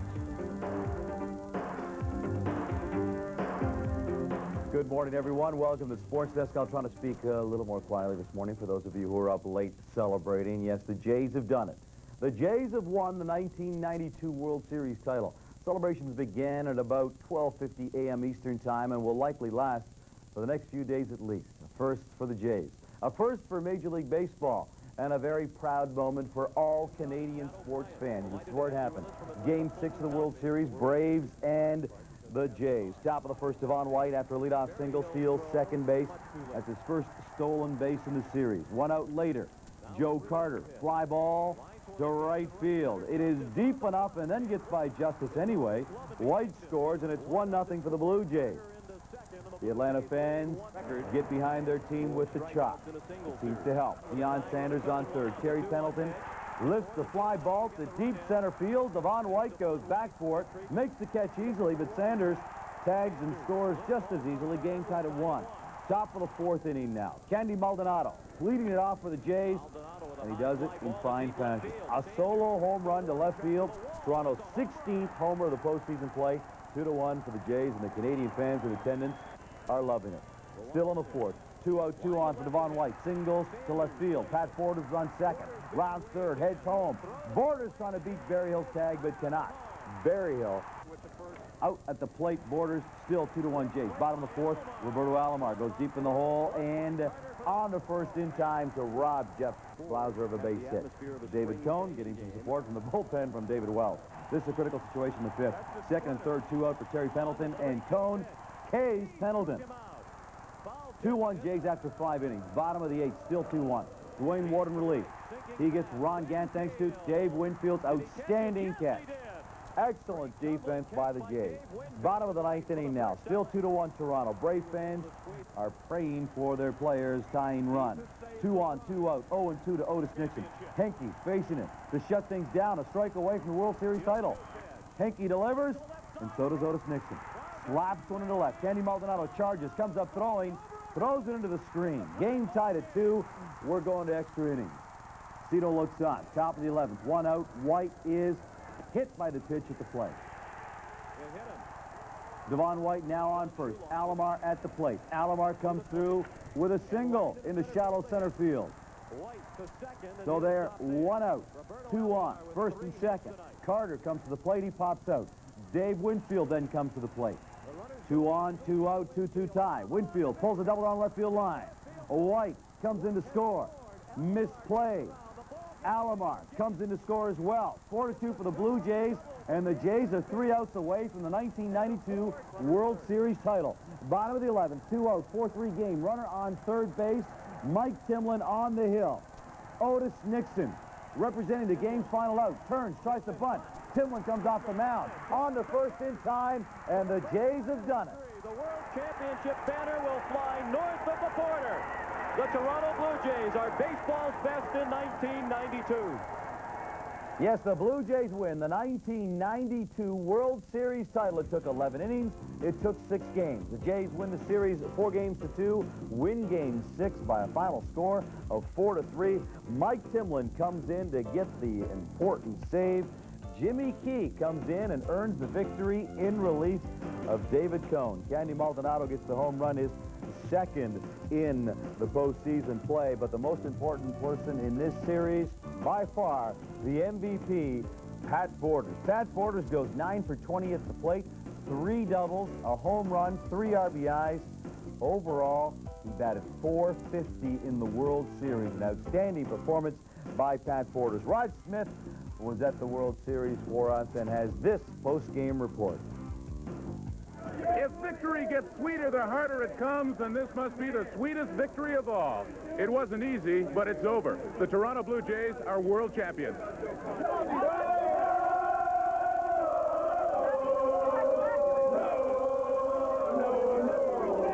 That was a scary time because we're at their crowd. Their crowd's really pumping them up. You start hearing it in the later innings especially. They got real loud, and it's definitely to their advantage. I was screaming a little bit tonight. At the end of the game, I usually don't raise my voice too much, but tonight I screamed a little bit. I just worked him into the count, and I was either looking for a changeup or inside fastball. And I said, I'm just going to flick the wrist, man. I don't want to use my body. I just want to flick the wrist. He gave me a pitch I could just reach out and whack. And it was down the line, man. I was exhilarated. It was great. The guys went crazy. Hey, I'm going to give Atlanta a lot of credit. A lot of credit. They're class ball club, tremendous, best in the league. guy. You know, he had the label in October. What was Steinbrenner put on him, and it wasn't right. You know, he hadn't had the extra base hit. We left a lot of guys on base. But he came through. I said, Big Dave's going to do it. 3-2. He comes through with a big hit down the left field, down the third base line. Double. I mean, 2-run score. I mean, what more can you ask for? They did it without me in the end, I'll tell you. But like I predicted, I said they can't beat anybody but me, so we won it. It was great. The bullpen did a great job. I just assumed it was going to be another pitcher's duel. Yes, it feels good because at least I do something. I make an error, but that's okay. We win it. I don't care. So, I feel part of the team. That's great. You know, I'm really happy for me to win a World Series here with Toronto. You know, you can't overlook the positive things that happened, and you know, it still was a great season, and you know, it's tough to do even to get back to it like we did. Whether you win or lose, you know, it was a tremendous effort on our part to even get here. Well, anytime you go to the World Series back-to-back nowadays, you're doing something right.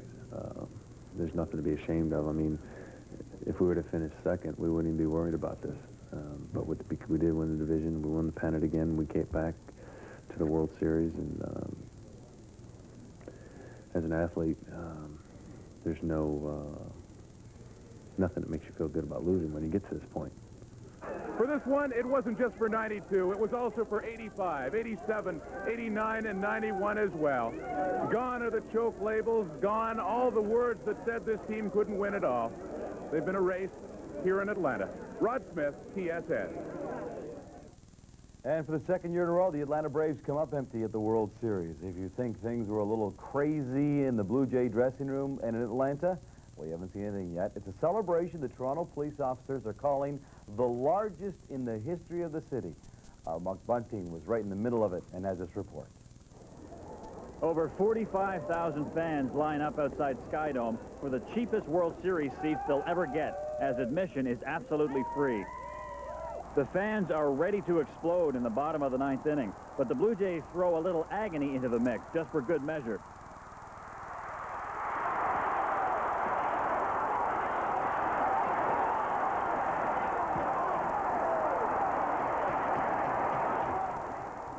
Later, the Blue Jays make sure of victory, and it's time to celebrate.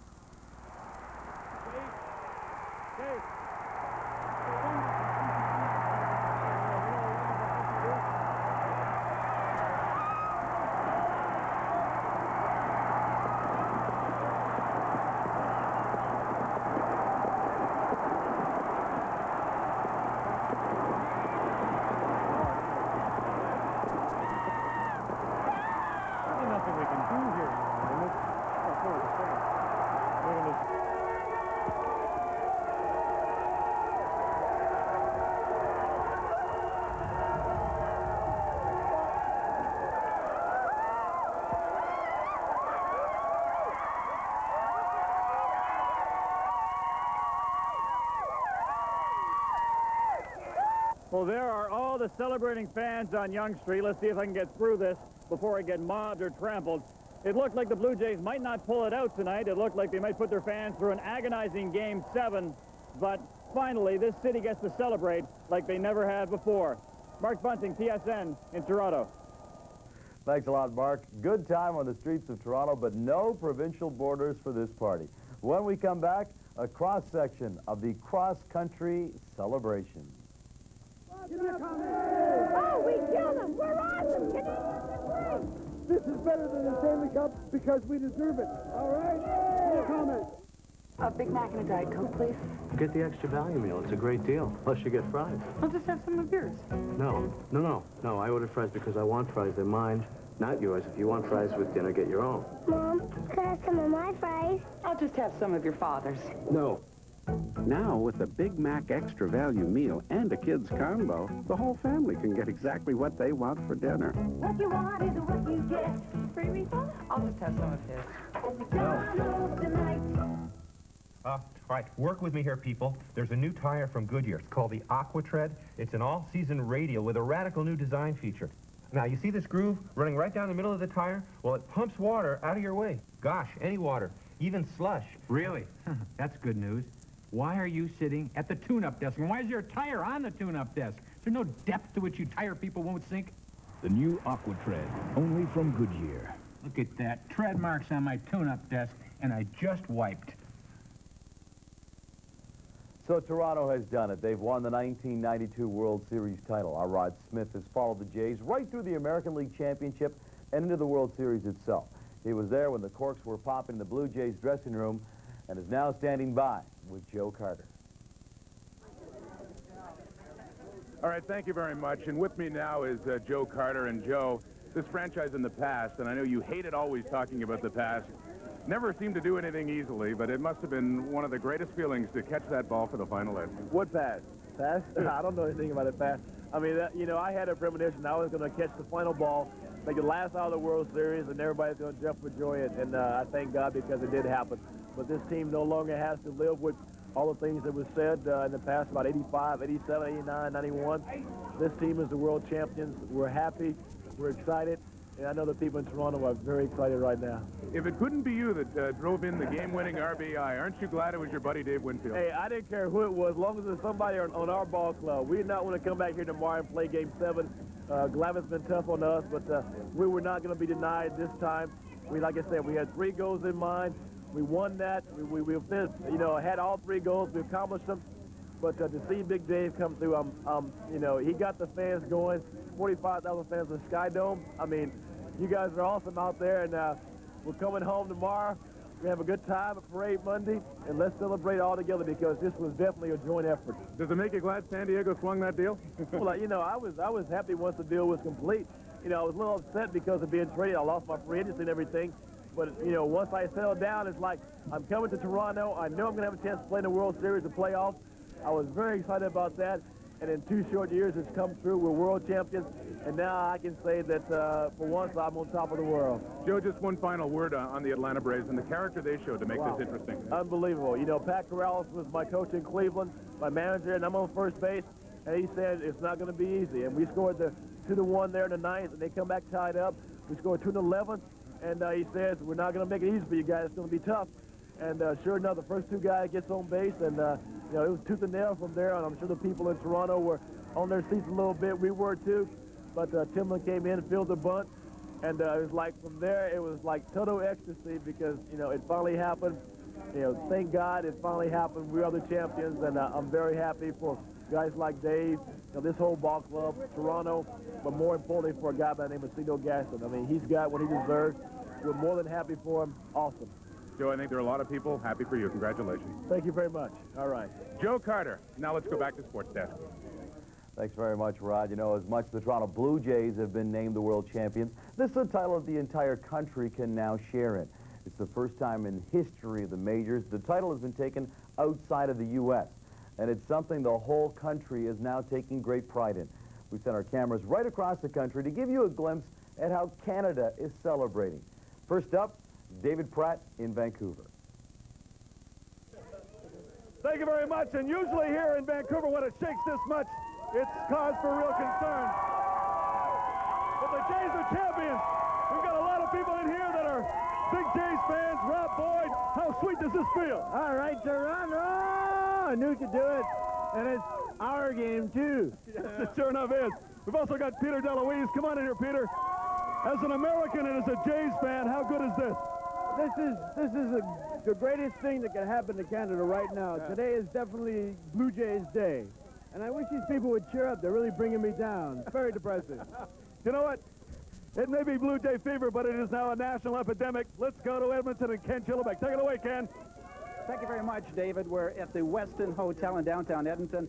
As you can see, the place is a little quiet right now, but it was buzzing a few minutes ago when the final out was made by the Toronto Blue Jays to capture their first ever World Series. We got some crazy fans here just watching some of the action on television.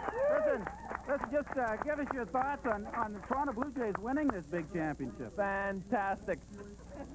Sorry about that. Fantastic. And this is the way fans in this city always dress We up always to dress support like this. their favorite team. As you My can mom see, and T.O. we've even got Francis. some clowns here, but what do you think about Toronto, though? I mean, a lot of Fantastic. anti-Toronto stuff in the West, you know, when they No. win some. Is this all of Canada winning? You can't look at anti-Toronto stuff for me. I'm from Toronto. Been here for 2 years. Hi, Mom.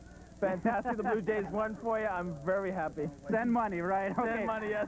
That's the story in Edmonton as people celebrating a great championship by the Toronto Blue Jays. Okay, now to take a look at the action in Montreal, here's Michael Whalen. Thank you very much, Kenny. Well, here in Montreal, emotions ran up and down throughout the whole game, as I imagine they did right across the whole country. And joining me right now are a couple of actual Montreal Blue Jay fans. This is Tony and this is Nick, and this is Tony. Guys, you enjoyed the game, obviously? Unbelievable. Totally unbelievable. Can't believe it. The Blue Jays finally done it. It's been crazy. So many years they've been going at it. Finally, they pulled it through. It's about time they won't call us chokers no more, and we can put more teams in Canada like BC, the one team in the league. We should get a bad rap, and now it's over. Okay. Let me tell you something, Michael. I'm just going to say something. I want to tell my brother loves in Toronto. I love them. And the Blue Jays and the Chiefs and the Magnum and everybody. Blue Jays are number one. All right. That's the story here in Montreal. And now to Alex J. Walling in Halifax. Blue Jays, Blue Jays, Blue Jays. Michael, we have some people here who've made a bet. Tell me about the bet. The bet was pretty simple. Morgan here's been a Red Sox fan all along, never cared about Atlanta, but never cared about the Blue Jays either. I told them they'd stay it out, and they did it. Who's going to drink then? I get to drink. Start drinking.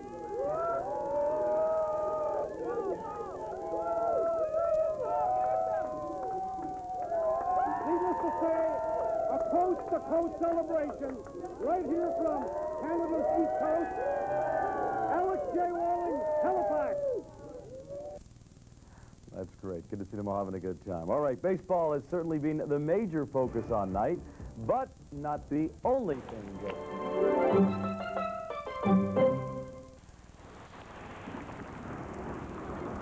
Can I borrow your sports section from St. Clair and Young? This is City TV everywhere.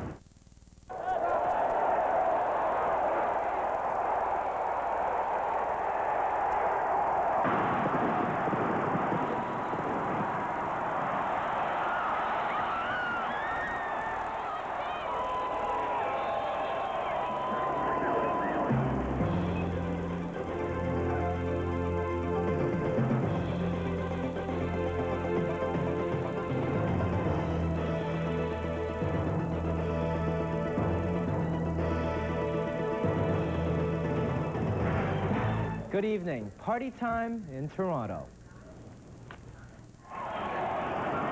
They crowded around TV sets, waiting for the last out.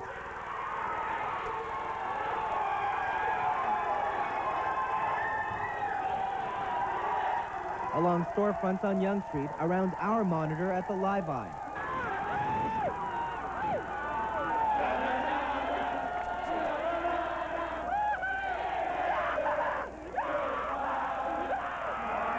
Then the party began. 500,000 strangers, Blue Jays fans, Canadians, united in celebration.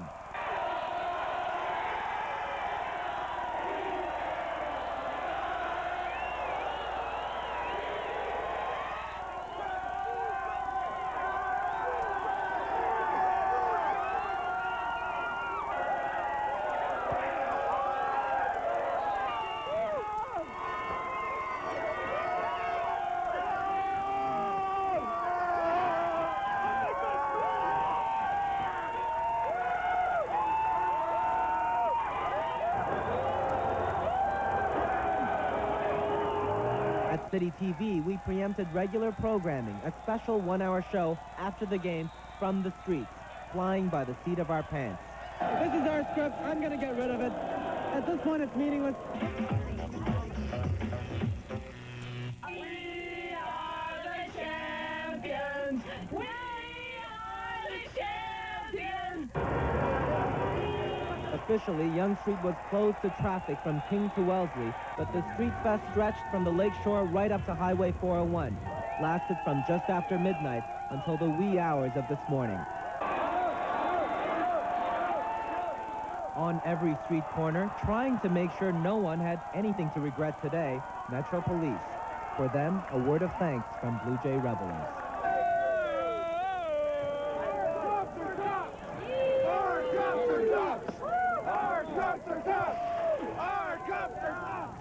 What a night, and like a lot of their fans, the world champs have been partying all night, savoring their biggest win ever.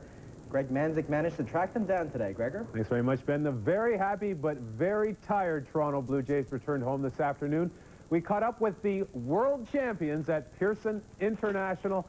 About 2 o'clock is when they arrived.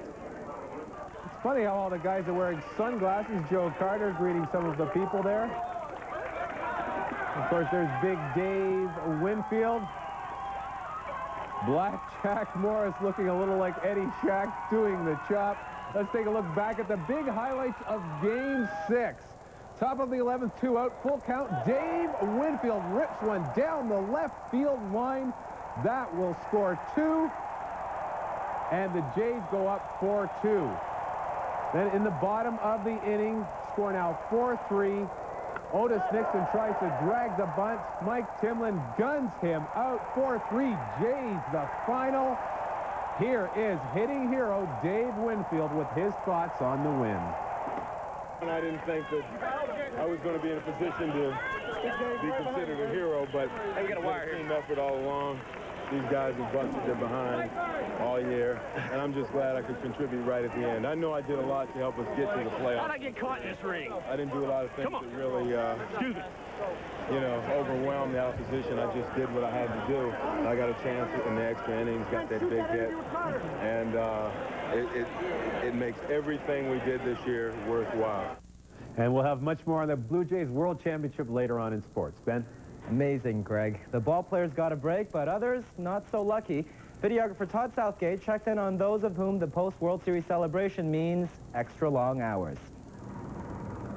One of the things usually associated with a party or a large celebration is the morning after. And although the Jays won the World Series last night in the 11th, cleanup crews and people preparing for tomorrow's parade are just getting into overtime. A little bit of work. The fans were really exuberant. They wanted little souvenirs and memorabilia of this. This is history, of course. Little pieces of turf and all that we have to sew back together. We tore up parts of the dirt and We got dirt. Show the dirt. Get the dirt out. Dirt. We took dirt from all the plates and in this bag. Isn't that lovely? Look at that. In the bag. I haven't put a total assessment on the damage yet, but it isn't anything we can't repair in-house. We do this on an ongoing operational basis. We occasionally put a forklift through the turf, so it's much the same. A lot of getting down on your hands and knees and doing a little bit of sewing. So now what we're going to do, we're going to work both sides of the church, from front up the floor, and we're going to work all mains and interiors over to Jarvis. Now, if you see any that are beyond Jarvis, pick it up, okay? Lots of newspaper all the way up to Bloor on the left and right side, so we have to stay a little longer, clean up dundas and university all over the place that we have to get done. You ever seen a mess like this before? Not really. Retailers are also being kept busy today with a new line of World Championship T-shirts that have just hit the shelves. Does this mean a lot of extra work for you today now that they won the World Series last night? Well, the past week it's been like 24 hours a day. It's like only 2 hours sleep, but it's been fun. It's been a lot of fun. And the party is still going here live on Yonge Street. And although the streets are a lot cleaner now, that does not mean an end to the overtime.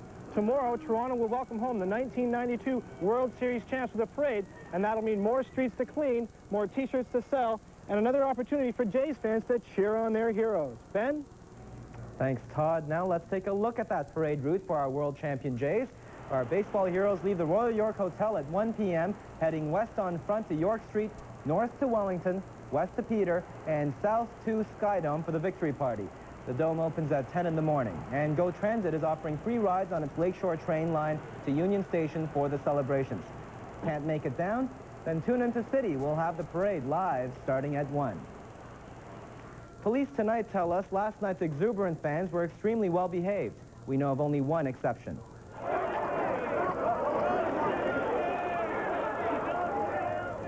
A car went barreling through Yonge Street near Bloor, hitting 5 people. All the injuries were minor.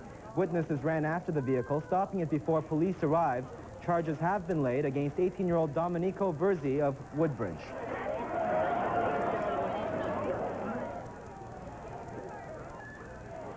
So one cliffhanger down and 1 to go. With the World Series in the bag, the next nail-biter is the Constitution.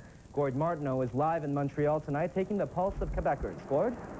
Thank you, Ben. It is the day after that marvelous World Series victory and the day before the referendum balloting here in Montreal. And if you listen to the people in the streets here, there's much doubt, according to them, that the Charlottetown Accord will be voted down here tomorrow. It's the eve of the... in town.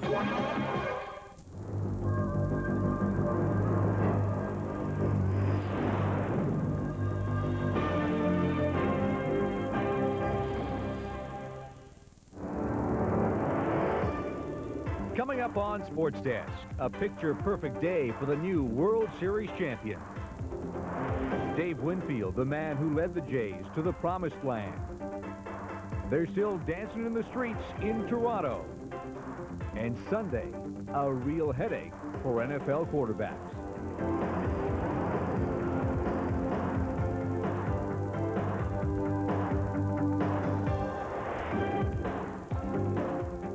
Hi, everybody, and welcome to Sports Desk. Hope you're having a great weekend. A festive Sunday for many sports fans across Canada. Likely a lot of hangovers today as well, after some late night, early morning partying in Toronto, celebrating Canada's first ever World Series title. The Blue Jays clinching that title, winning a 4-3 nail-biter last night in Atlanta.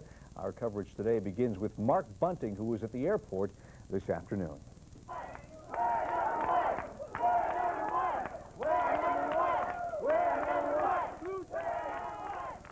Despite repeated announcements that they aren't going to be able to see the Blue Jays, hundreds of fans stick around at Pearson International Airport, refusing to believe it. They go home disappointed. The Blue Jays plane lands at about 2:10. They go through customs on the plane. A short while later, manager Cito Gaston is the first to emerge.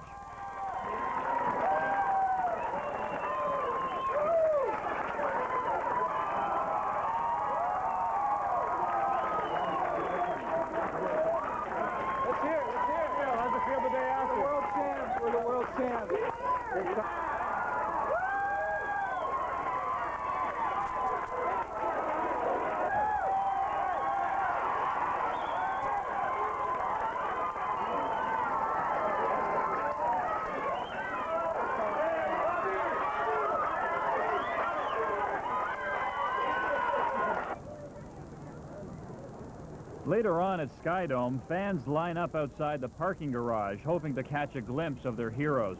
Inside, the players gather their belongings, a little tired from the party the night before. How did you celebrate last night? Well, we have a party and we celebrate real good. It was a good celebration because this is mean a lot to us and a lot to the city of Canada. We went back to the hotel, you know, and we had a ballroom, and you know, we had a little dance floor, and you know, a couple of beers, and we had a good time. I'm tired, so it had to be a great party. No, we had a lot of fun. Guys got together, danced and sang, and it was just a lot of fun. We had a great time. I think I went to bed about 5 o'clock this morning, so going to go home and sleep a little bit, and then we'll party again tomorrow. Years from now, people will ask, where were you in '92 when the Jays clinched their first ever World Series title? I, like many, was home watching the game with family and friends, but for thousands, the best seat in the house was at Skydome. And afterwards, it's estimated that 500,000 people spilled onto the streets of downtown Toronto. Let there be no doubt, the last 24 hours will hold a lofty spot in Canadian sports history. Thousands of anxious Blue Jay fans began to arrive outside the Skydome as early as 6 hours before game time.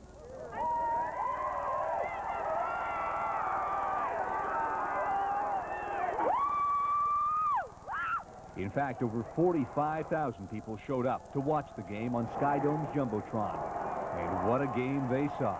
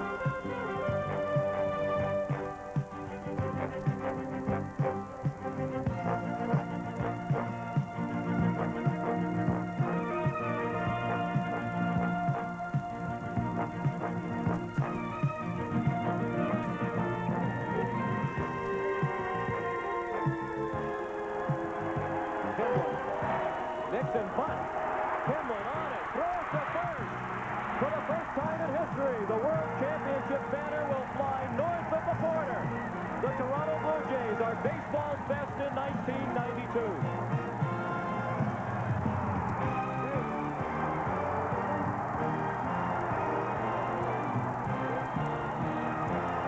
I'm ecstatic more than anything for Dave. Coming to the big hit, and for Cito, man. I mean, he's a hell of a guy, and he finally gets what he deserves, baby. Thank you. He's the best. He's the best, man. Yes.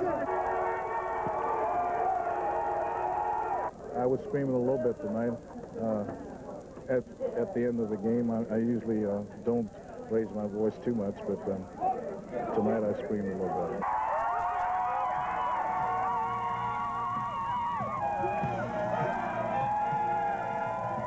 We told you, they had a lot of character. It wasn't the team that you saw in the past. We overcame all odds, the culmination of a great year.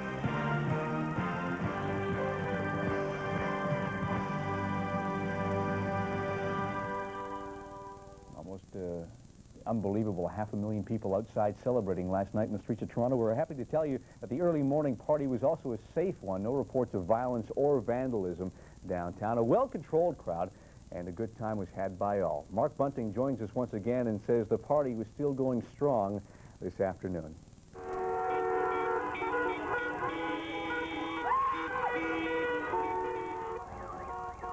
They were partying last night, and the party continues on Yonge Street in Toronto. Some fans just can't seem to get enough of celebrating the Blue Jays World Series victory. As for this clothing store at Yonge and Dundas, it's booming, as you might expect. It's pretty good. Like, we've been doing like a 10 more. Pretty good or great? It's great. It's great. More than great. Been doing good. Can you give us an idea in terms of numbers?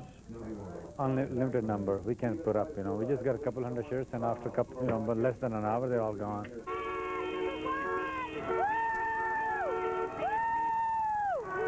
Well, it's been about 19 hours since the Blue Jays wrapped up the World Series, but as you can see, this city is still going crazy, and it's only going to continue tomorrow during the parade. Mark Bunting, TSN, on the streets of Toronto.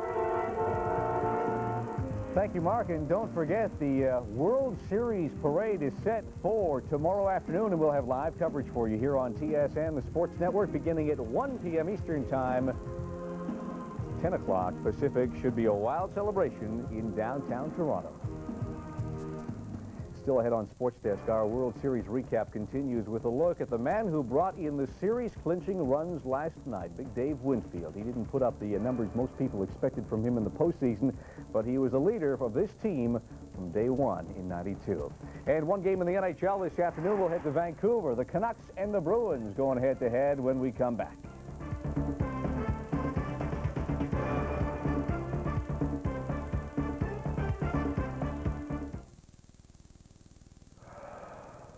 Any major purchase involves a leap of faith. Buy a Nissan and it doesn't have to. You're protected by the Nissan Satisfaction Commitment. The most comprehensive customer care program in Canada. It comes at no extra cost and has no deductibles. Because at Nissan, we believe warranties should protect the people who drive the cars, not the people who make them. Nissan, built for the human race. Meet Jim and Mike. Both of these guys have just bought new suits. Mike went to Jack Fraser, and Jim went, well, somewhere else. Both of them look great. They got quality suits, great fit, the latest style. Jim paid almost $400 for his suit, and Mike paid less than $300 at Jack Fraser. Two nicely dressed men. But the thing I like about Mike is he's still got money left over for dinner. Yes.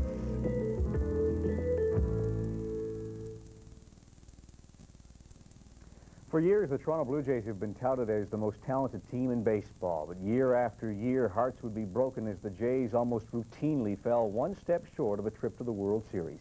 Last December, Pat Gillick, the general manager of the team, acquired a player he felt could help the team as much with his attitude and character as he could with his bat.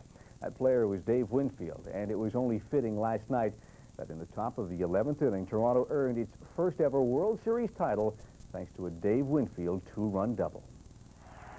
Somehow you just knew that he was going to come through when the Jays needed him most.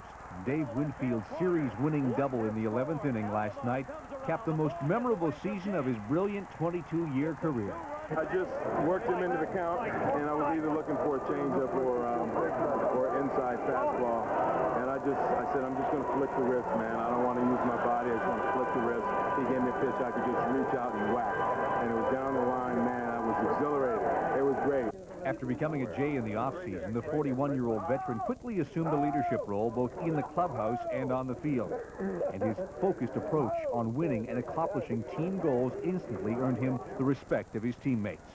Winfield made the Jays believe in themselves while they were being pursued by the Orioles and the Brewers during the regular season.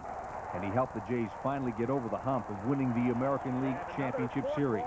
He struggled at the plate through the first 5 games, but he contributed on the field with a tremendous catch in Game 6.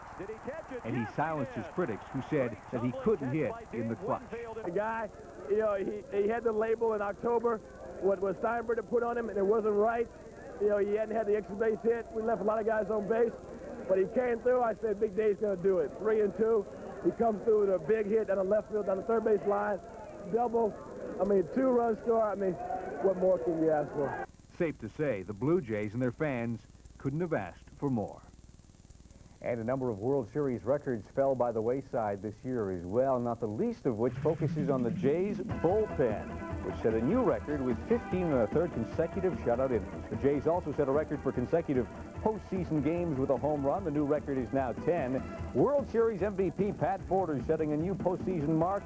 Hit streak record for catchers hitting safely in 14 straight games. That is 3rd on the all-time list. And the Braves set a new record running against the Borders. 14 stolen bases in a 6-game series is also a new World Series night set. It's pretty quiet right now, but it is ready. Tomorrow night, this place will be crackling with energy. Canadians will have voted in only the 3rd national referendum in our history. And this is where we'll be to see what you've decided. Tonight, an extended Sunday report to set the scene. We'll cross the country to see and hear the two sides make their last pitches. We'll see and hear how the voters consider them. The complete look ahead tonight. But first, a country caught not in the grip of referendum fever, but still suffering from a serious bout of Blue Jay fear. 23 years after Major League Baseball first came to Canada, that was tiny Jerry Park in Montreal, baseball's biggest prize has crossed the border. It was brought here by the Toronto Blue Jays, who tonight can call themselves World Series champions. Their victory over the Atlanta Braves last night set off a joyous celebration on the diamond and pandemonium among Jays fans from coast to coast.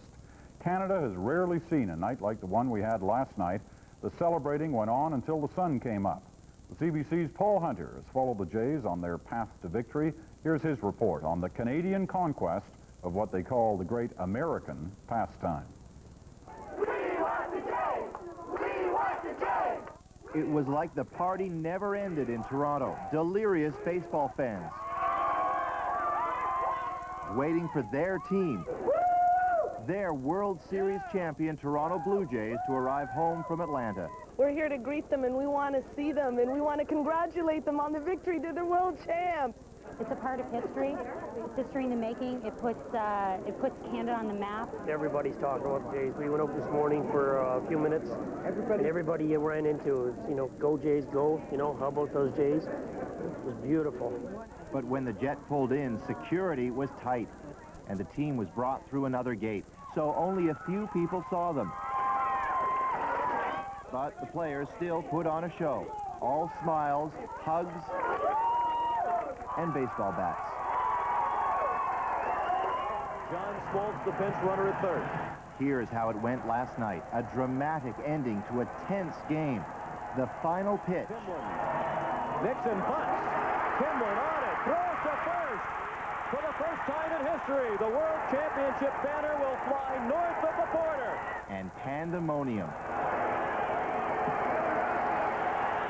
Oh, my! That's a good one! Yes! The Blue Jays waited 16 years for this. So did their fans. And last night in Toronto, they went crazy. 45,000 people were watching the game on a giant TV screen at the Blue Jays Stadium. 500,000 fans paraded through Toronto's streets after the game. Other street parties erupted in Winnipeg and Vancouver. And across the country, fans caught Blue Jay fever. This afternoon, the smart fans in Toronto knew exactly where to go to see their heroes.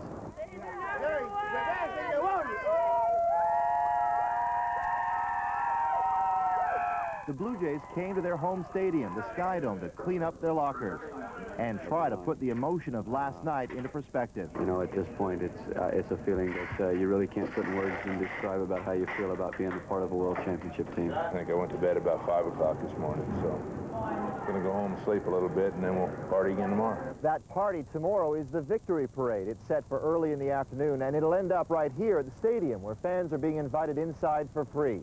They'll get to see the players one last time this year and shout, cheer, and scream some more for the team that won it all in Atlanta.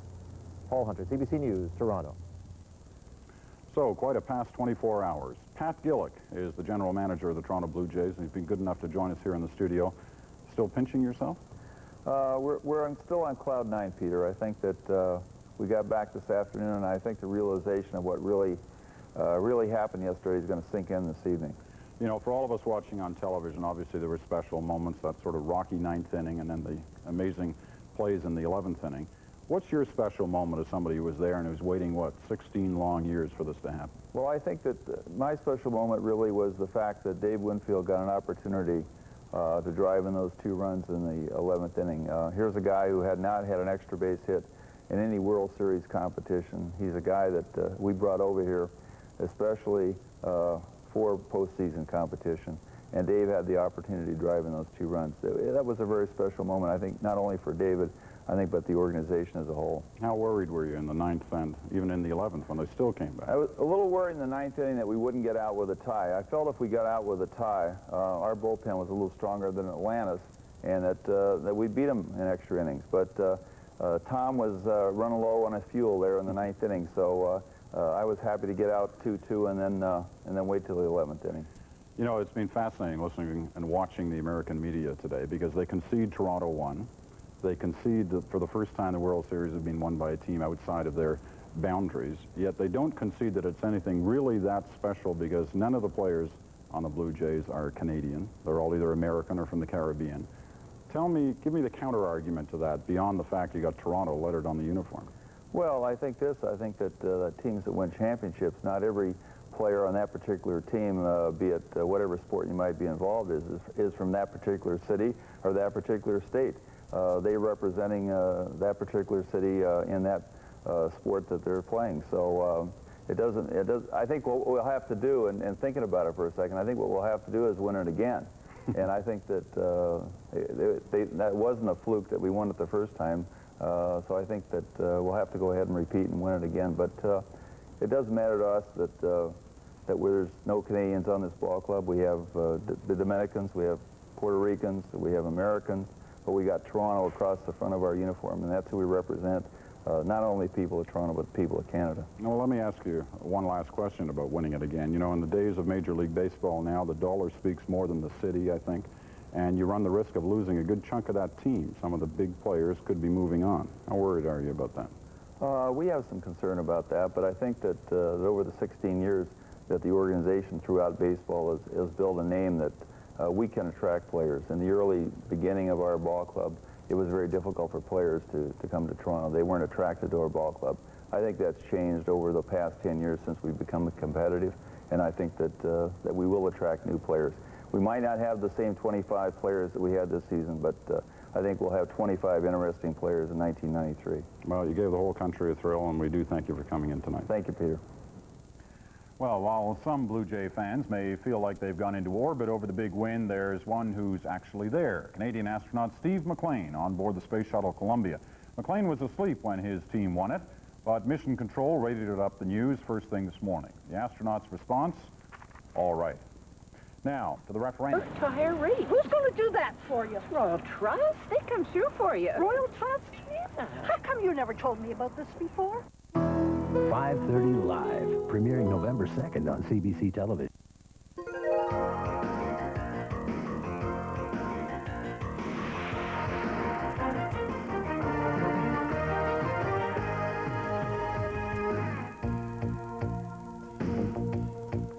Good evening, I'm Noelle Richardson.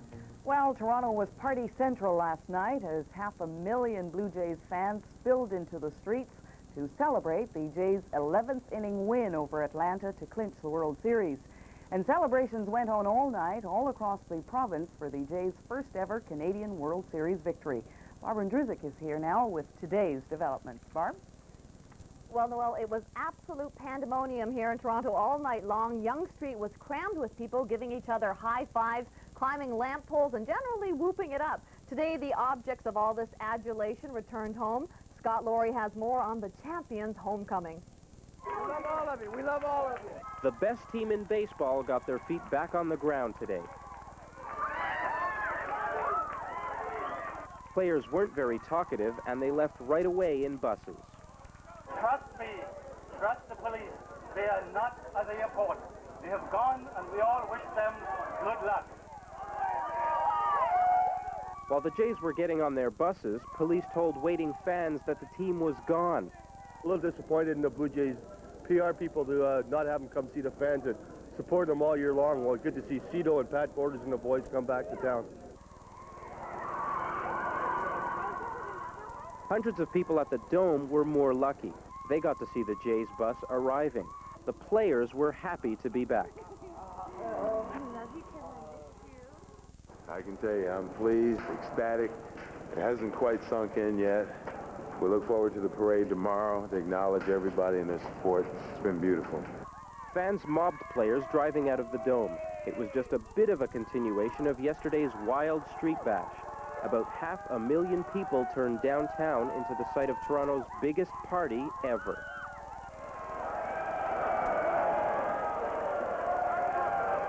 Police reported only minor incidents. Some people started a small fire. They burned an Atlanta Brave in effigy. Today's crowd at the Dome saved their loudest cheers for the World Series' most valuable player, Pat Borders. Fans can do this all over again tomorrow. The official parade for baseball's new world champs will start at 1 in the afternoon. After winding its way through downtown streets, the celebrations will end with ceremonies here at Skydome. Scott Laurie, CBC News, Toronto. Now, the situation in two other communities north of Toronto was somewhat different. More on that from Steve Kirkland of our Barrie affiliate. Unfortunately, in downtown Barrie, some people celebrated a bit too much. City police had to call in backup help from the OPP and neighboring Innisfil Town Police. This is what the city's bus station looked like this morning. This is what's left of somebody's car window. There's an estimation of approximately 2,000 youths in the downtown area that had come from both bars and from house parties. And they were in a celebration type of mood, and I guess there was a couple of store windows broken, apparently. And then there's the prize for rotten luck in the World Series, and this neighborhood in Orillia wins it hands down. 10th inning of last night's game, thousands of people glued to the TV sets, then suddenly nothing. The power went out. We started screaming just about everybody else in my apartment building, and I'm really angry about it. Whether overcome by all the drama of the series or otherwise, the driver of a taxi cab wound up colliding with his hydro pole, knocking out power around here just as the game was getting interesting. The power went off, then so we're going all over just trying to find out who won the game. To make things worse, crews trying to restore power to the immediately affected area wound up knocking out power to much of downtown and other parts of the city. This man was working at a downtown bar. And people just couldn't believe that it happened. It was so close, and then the power was gone. Like the winning goal of the '72 Canada-Soviet Hockey Summit, these pictures of the 1992 World Series will certainly be replayed on TV many times in the days and months ahead. And with luck, Blue Jay fans up this way might just get a chance to see them. I guess some of your neighbors aren't very happy. No, I'm sure they're not. The Jays won and they missed it. Imagine there's a lot of mad scrambling where they all went to some place that they knew had friends with TVs or something. In Orillia, Steve Kirkland, Total News. A tough break, and once again, tomorrow's parade beginning at the Royal York Hotel in Toronto at 1 o'clock. The route will follow York Street to Wellington, across to Wellington, to Peter, and then down to the Skydome. And we'll have that for you live on CBC if you can't make it out. And I'll have more sports for you later in the show. Noel, back to you. Barb. Okay. Now to the other big news story in Toronto. Police continue their job action, trying to force concessions from the Ray government. The Metro Toronto Police Association began its protest 3 weeks ago against proposed legislation requiring officers to file a report every time they draw their guns in public. They've been wearing baseball-type hats and issuing fewer summonses for minor traffic offenses. Today, Bob Ray proposed a compromise. He said he'll meet with Association President Art Limer on Tuesday if Limer will suspend the job action until then. I spoke to Mr. Limer this afternoon, and I said very directly to him that I was going to be in my office on Tuesday morning at 9 o'clock. No mistake about it. The Passat. It is a Volkswagen.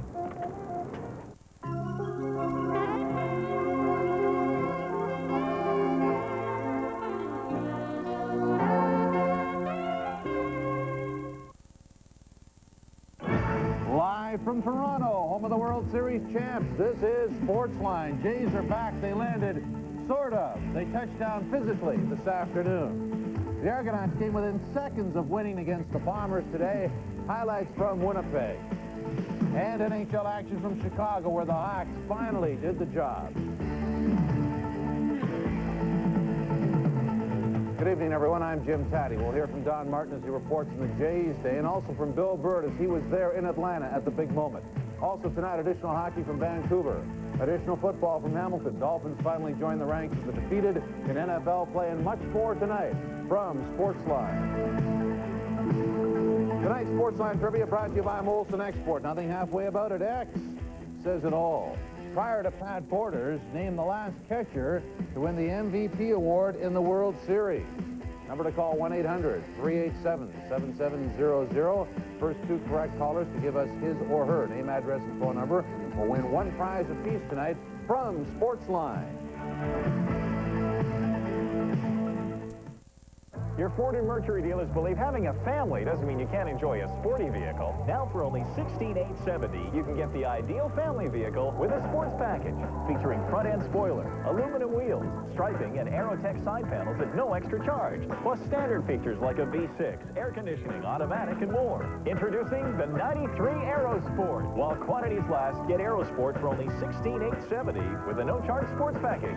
93 Aerosport. Think of it as the family sports car. What does it take to be world class? Desire and commitment, exceptional training, and inspired effort. Then at the very instant when it matters most, an outstanding personal performance. We know, because in our business, results are what count, and the right agent makes all the difference in the world. Realty World, the results people. Welcome back to Sportsline. Into the World Champs, welcome back and congratulations. And if you're watching this broadcast and you're with the Blue Jay family, go to bed. Get some rest. You're going to need it. The next greatest moment after you win a World Series happens tomorrow. Of course, we allude to the parade that happens tomorrow in downtown Toronto, starting at 1. Today, the World Champs arrived home and any potential wild scene was avoided. More from Don Martin. It was look, but don't touch when the Blue Jays arrived back at Pearson International this afternoon. To avoid a mob scene at the airport, the team wisely decided to go with a private return the day before their parade through downtown and public reception tomorrow at Skydome, where there is just enough space in the rafters for one more banner. There was virtually no damage to the field itself after last night's public screening of Game 6 on the Jumbotron attracted more than 40,000 fans, many of whom celebrated well into the night. And it was apparent many of the Jays did the same thing. Their convoy of buses finally made it to the stadium at mid-afternoon, and they hopped off looking like, well, like they just won the World Series, but understandably as much tired as happy. It was nice. It was more fun last night when we won, and that's why I want to go home and go rest. I can tell you, I'm pleased, ecstatic. It hasn't quite sunk in yet. We look forward to the parade tomorrow to acknowledge everybody and their support. It's been beautiful. I'll talk to you later. Okay. But the quick getaway was easier said than done as fans lined the exit lanes from the parking garage to get a glimpse of their World Series heroes. Those guys who finally went all the way in the wee hours last night. It may have taken 11 innings, but it was never in doubt. Nixon punts. Kimlin on it. Throws to first. For the first time in history, the World Championship banner will fly north of the border. The Toronto Blue Jays are baseball's best in 1992. Well, I had an idea that I was going to have the last out of the ball game. It was going to come to me at first base. You know, to get it, I held onto the ball as long as I possibly could, but there was definitely a lot of joy, a lot of excitement running through my mind, and I was very happy for the people of Toronto, for the Toronto Blue Jays, for everything. I mean, it was very good. But in the end, even stars have to pick up their bags and get back to reality. And why not? This was a very human World Series. A classic team effort. Everyone endured occasional failure, but responded with frequent greatness that more than made up for it. So it'll be easy to remember what stood out about this team. Just the way we all stuck together, you know, through thick and thin. It didn't matter, you know, one guy didn't do it one night, another guy picked him up. It was a total team effort. You know, it wasn't just one guy all year. Just the closeness of this team. We had a very close-knit group of guys, and I'll always remember that. So the Blue Jays have gone from mission impossible to mission accomplished, and in the process, redefined that old cliche that we used to have to drag out and dust off every October since 1977. But now, no matter what the Blue Jays do in the future, hey, there's always this year. Don Martin for Sportsline. Bill Burr took in last night's series-winning game in Atlanta, and after it was done, he ventured into the dressing room, Scotch Garden all, and obtained these moments.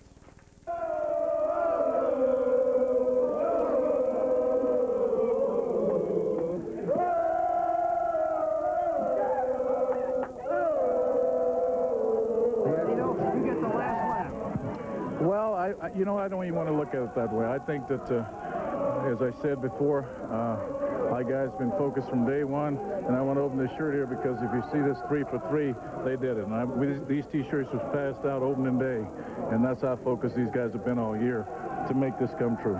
And I'm really proud of all of them. But after what you've been through, this has got to be mighty, mighty sweet.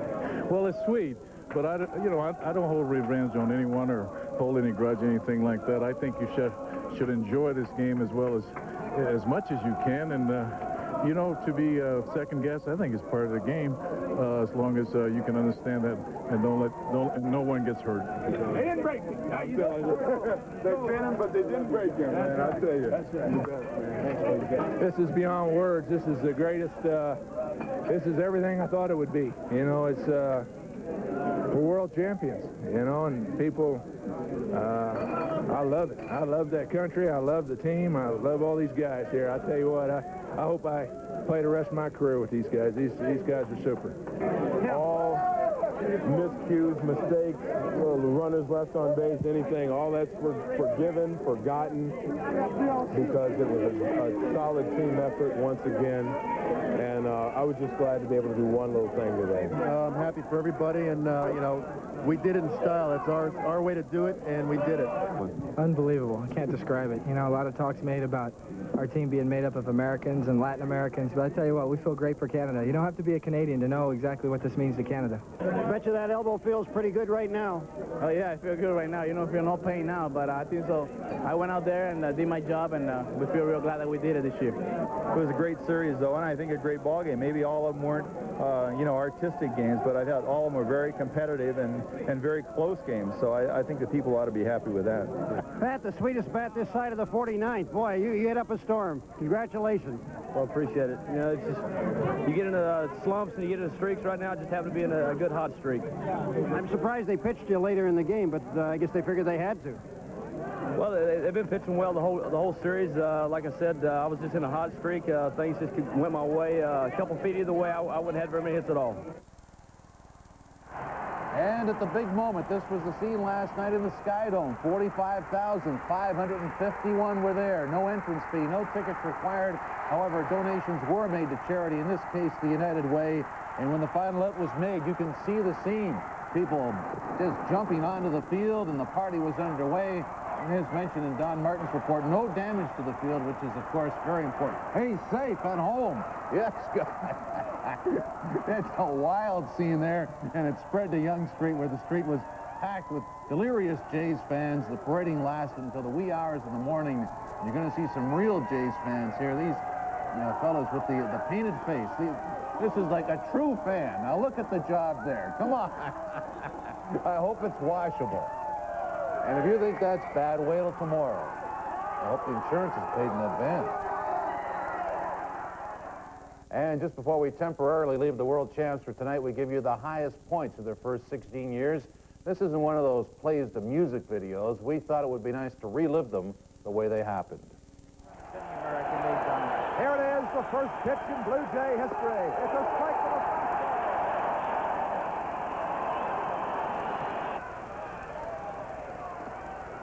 Brett deals, hard hit ball, power alley, left center field, home run!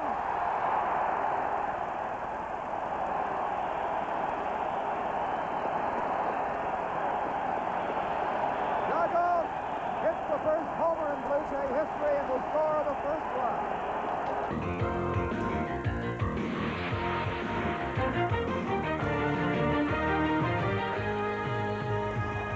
World Series celebration. Decision day for Canadians. When did you make up your mind, sir? By the door.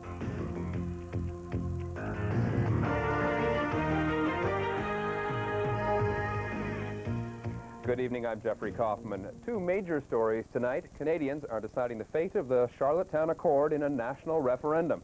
We will get to that in a few moments, but first, the party. Toronto celebrated its first World Series today, and it celebrated in a big way. Thousands of people jammed city streets and Sky Dome for a parade and ceremony to honor the world champion Toronto Blue Jays. Our Bruce Dobigan was at the Dome, and he joins us with more. Bruce? Well, Jeffrey, how does that commercial go? Tomorrow we eat, but tonight we dance. Well, my, how Toronto danced today in celebration of its first ever World Championship in baseball. Of course, the Blue Jays and the wee smalls of Sunday morning winning the World Championship over the Atlanta Braves. Now, the Braves call their home field, Atlanta Fulton County Stadium, the Chop Shop, but they were the ones who ended up being ground into hamburger by the Blue Jays in 6 games. It all came to an end, as I say, in the early hours of Sunday morning. Mike Timlin on the mound for the Toronto Blue Jays, and here's the final out. Who'll forget it? Otis Nixon tries to bunt. Timlin looks like an option quarterback, throwing it out there. The Blue Jays win. The Blue Jays win. The Blue Jays win their first ever World Championship. Back here in Toronto, 45,000 fans at the Jumbotron watching the action from Atlanta, going nuts. And as the players celebrated the World Series, thousands spilled out onto the streets of Toronto for an impromptu party that certainly warmed up the cool evening in Toronto. And back in Atlanta, the champagne was popping in the dressing room. The Blue Jays dressing room was crowded, and it was excited. And I can tell you they spilled enough of that champagne onto my shoes to almost improve the leather on those things. Although some people would say it wouldn't improve it. It was just a wonderful atmosphere to be in Atlanta. They almost lost it in the bottom of the 9th to the Blue Jays on Sunday, and then came back to win it in the 11th. And it was, for a fall classic, it was truly a classic. The Blue Jays winning over Atlanta. Almost all of the games were terrific. And as warrants such a wonderful show by the Toronto Blue Jays, the fans of Toronto today reciprocated, filling the streets to honor their heroes. And Lisa Pappas has more.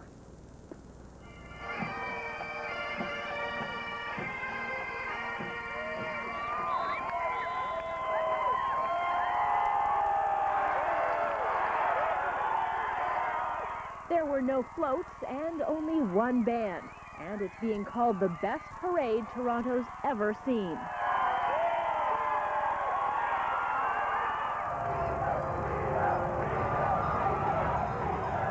I think it's great. Dave Whitfield is the best.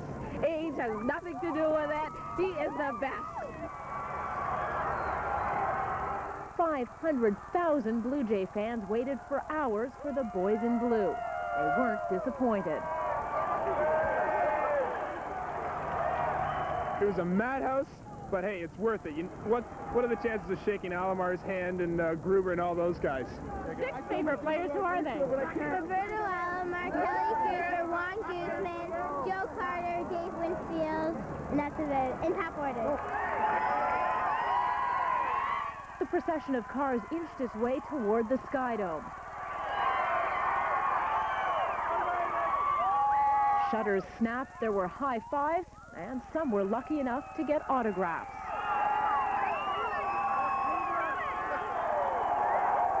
Blue Jay fans say this is a day they'll remember for a long time. Many of them are skipping work, others are skipping school. I manage the office, so it's okay. I'd like to tell my boss that I got a fever today and I couldn't make it into work. I got Blue Jays fever. Well, we are on our lunch break. We're at work. Right up there.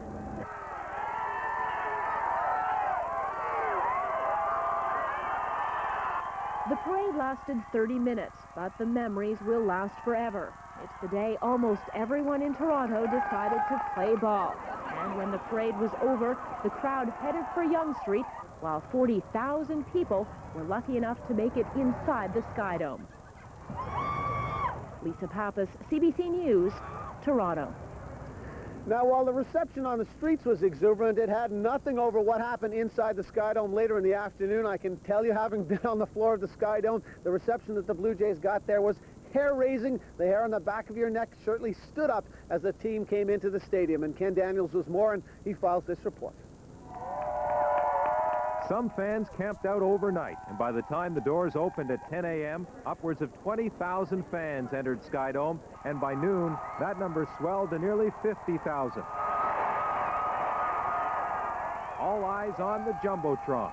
What the fans are watching behind me is Dave Winfield's double, which gave the Blue Jays the lead in game number 6. If the Blue Jays needed the money, they could probably show all 6 games here at the Sky Dome, and they would still sell out this place. The best thing that can happen for the city of Toronto and for the country, Canada. It's the best thing. This is Canadian unity. Canadian unity right here. Right up round. We brought the World Series championship to Canada. Just what this country needed right now. No excuses necessary for being here today. Fans waiting nearly 4 hours to cheer on their Jays or boo their premier. And as the motorcade arrived at the Sky Dome, the players seemed stunned by it all. Pitching hero Jimmy Key along with his wife Cindy. And if you can read lips, she's saying, "This is unbelievable." And as others waited for their introduction, they tried to take it all in. Joe, you haven't seen anything yet. I did not believe what I've seen. These are animals out here, you know.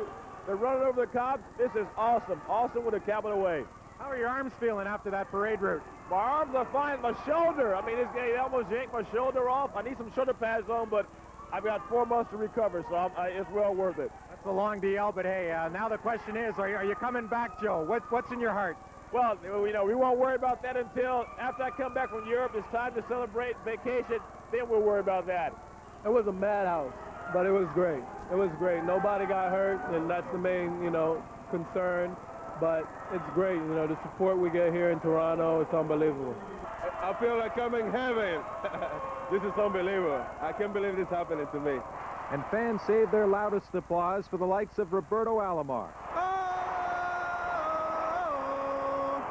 And on a day like this, it was time to forgive and forget. And I want to thank you fans. You're the best fans in the world. And I don't care about the 1 or 2 that boo me. You're the best. I'd like to thank each and every one of these fans out here. I, early in the year, doubted you guys, said some things in the papers I shouldn't have said. I apologize in a big way because you guys are the greatest.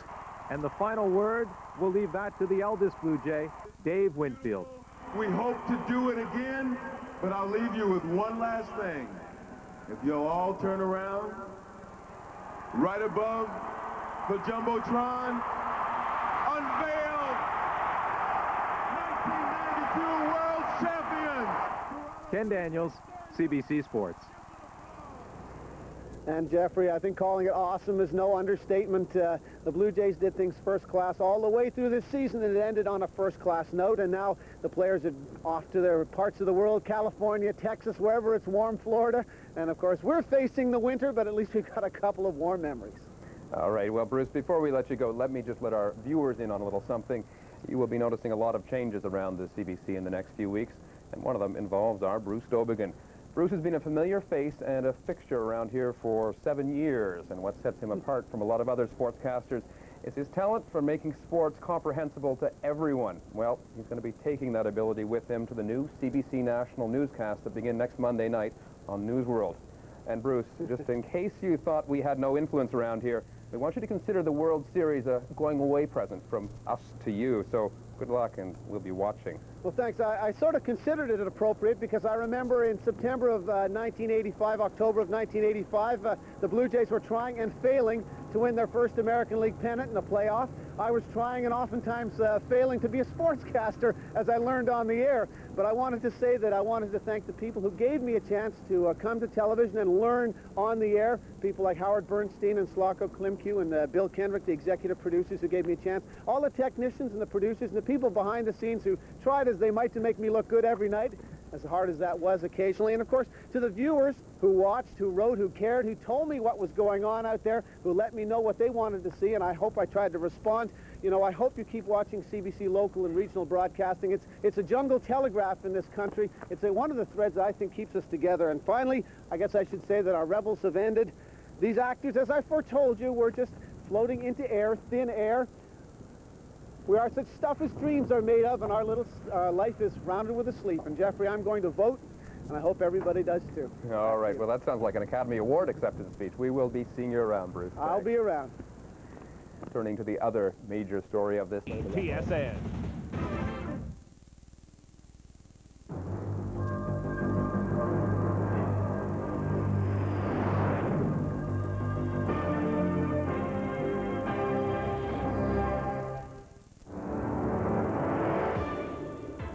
Turn around. Right above the Jumbotron, unveiled 1992 World Champions, Toronto Blue Jays. Stand up. Give them an applause.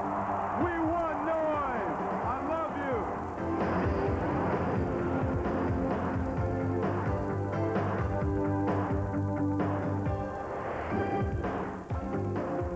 Hi, everybody, and welcome to Sports Desk. I'm Chris Seatons. Jim Van Horn has the week off. A lot of empty classrooms, offices, and factories today as Blue Jay fans line the streets of downtown Toronto to celebrate Canada's first ever World Series title. After a long season of highs and lows, today's victory parade made it all worthwhile.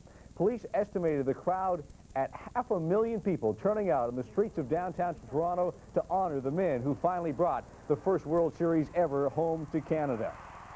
And what a parade it was. There's a look at Jack Morris, the 21-game winner during the regular season. Stopper Tom Hankey, along with David Cohn. World Series MVP Pat Borders shaking some hands and taking some pats. Kelly Gruber, Juan Guzman, Robbie Alomar getting mobbed by the crowd as they make their way to Sky Dome in the celebration. There's Joe Carter, all smiles as he heads towards the Sky Dome. Devon White, the big catch in Game 3. Dave Winfield along with them, taking some pictures, savoring the moment. A packed Sky Dome awaits the parade of Blue Jays, many skipping school and work just to be part of this celebration. The World Series trophy on display for everyone to see. This is what it's all about. World Series 1992 going to the Blue Jays. Manager Cito Gaston arrives and chops down the tomahawk chop. Pat Borders waving a Canadian flag.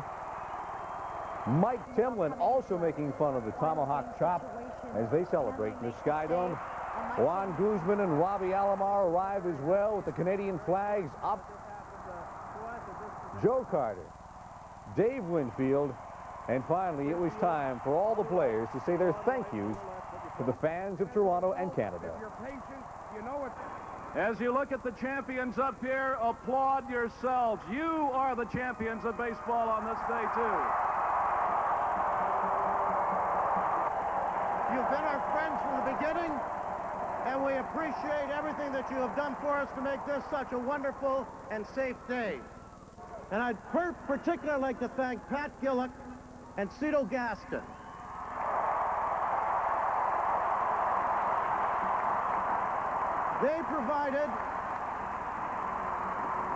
They provided the leadership both on and off the field that has brought us all here this afternoon, and I think made sure that nobody's in school.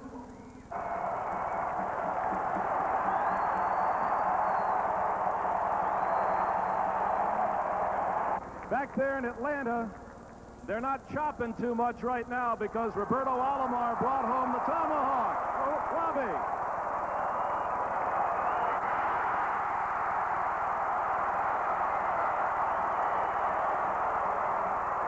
Robbie brought home the tomahawk.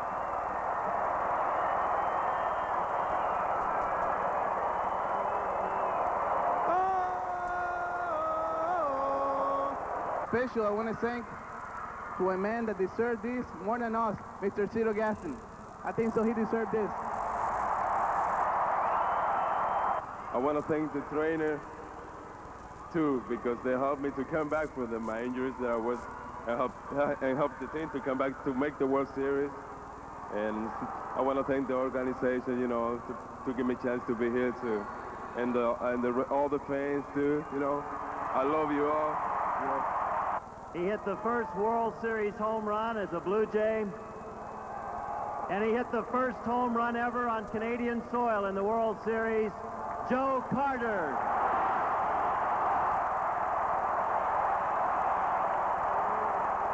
You people follow instructions well, because halfway through the season, Mr. Winfield said he wants noise, and I tell you what, you've been giving him noise ever since then. This was great. This is what baseball is all about, and you could not have asked for a better ending to a season than what transpired here in Toronto. We did it. We're world champions. We're all number one. Thank you. Yes, yes, yes, yes. Oh, yeah.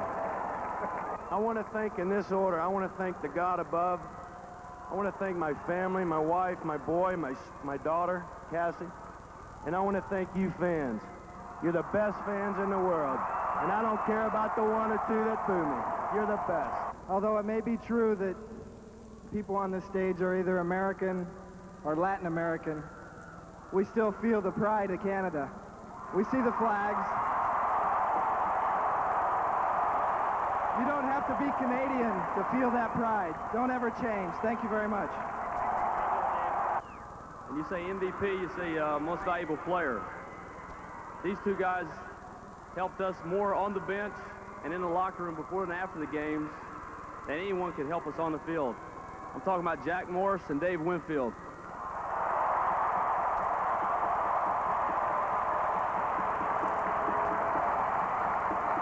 I quoted a little poem for them in spring training, and I've changed it a little bit so all of you can hear it. The poem goes like this: roses are red, violets are blue. The Twins were champs in '91, and the Jays are champs in '92. Thank you. I've had some great players here. I've had some great people here to play this game, and there's a lot of them still here. But this is probably the most determined team I've ever had here to be sitting on this stage, and they did it all. These guys.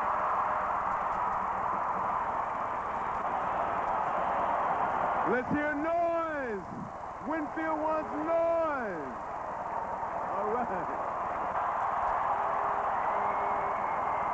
You guys have made this a special year for me. This has been the greatest year of my baseball career. I've never won a championship at this level. You helped bring that about. If you'll all turn around, right above the Jumbotron, unveil 1992 World Champions, Toronto Blue Jays. Stand up. Give them an applause. We want noise. I love you. You're great.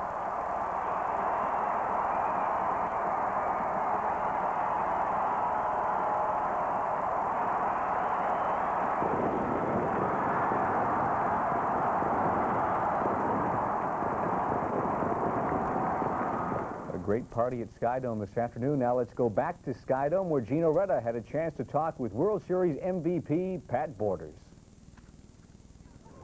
Thanks, and now joining us, of course, the most valuable player of the 1992 World Series, Pat Borders. Pat, everyone talks about the fact that individual honors don't mean anything. Of course, it's the World Series championship that means everything. Certainly, that's the most important thing, but what a great thrill, MVP. That far exceeded my wildest dreams. You know, a big dream for me was just to get to the World Series, or not in the World Series, but the big leagues for one at bat. That's what my goal was in the minor leagues. You know, a couple years before I made it to the big leagues, I said all I want is one at bat, and I can retire and be happy. You know, to have something like this happen and to go through a parade like they had today, and the excitement these fans have generated, it's way beyond your wildest imagination. Nice time to get hot at the plate. Yeah. You know, I hit 242 during the season, so it was just a matter of seeing the ball well, and you get in a hot streak, and it happened to be at the right time for me. I was thinking about it, and maybe it was because I didn't feel like I had to contribute with you know, the Winfields and the Carters and all the other good players we have in the lineup that hit the ball so well. And I was more worried about my defense than anything else, so I wasn't really thinking about the offense, and maybe that helped. All right, a lot of talk about the base runners. Let's avoid that just for a moment. But talk about the fact that you sacrificed your body really from day one behind the plate. You had a lot of balls that were rolling up to the plate and you're trying to block. Well, that's a big part of Guzman, Morris, Cohn's pitching style, as well as Stottlemyre and Key starting to develop a little bit of a style where he likes to throw the ball in the dirt, too. So I have to learn how to block the ball, or they're going to get someone else who does. It's not a matter of wanting to get out there and getting hit. I'd better do it, we'll have somebody else there. But this is really what it's all about. When you're a youngster sitting in the dirt lots, pretending, standing at the plate, saying, okay, this is the World Series. But now you've been there, and you've done it. Yeah, I used to think about the Big Red machine back in the early 70s, and the same thing, getting the sand lots and hitting the ball and say the bases loaded and this whatnot. But to actually be there and have it over with, and to have a ring next year coming to us is so much excitement I can't put it in words. All right, Pat, congratulations to you. Thank you. Pat Borders, the 1992 World Series MVP. And understandably so, he turned in an outstanding performance. Let's send you back to Sports Desk. Okay, thank you, Gene. And from the World Series MVP, let's now hear from the American League Championship MVP. If it weren't for Robbie Alomar's two-run homer in Game 4 of the ALCS, the Jays might not be celebrating today. Once again, here's Gino Reda.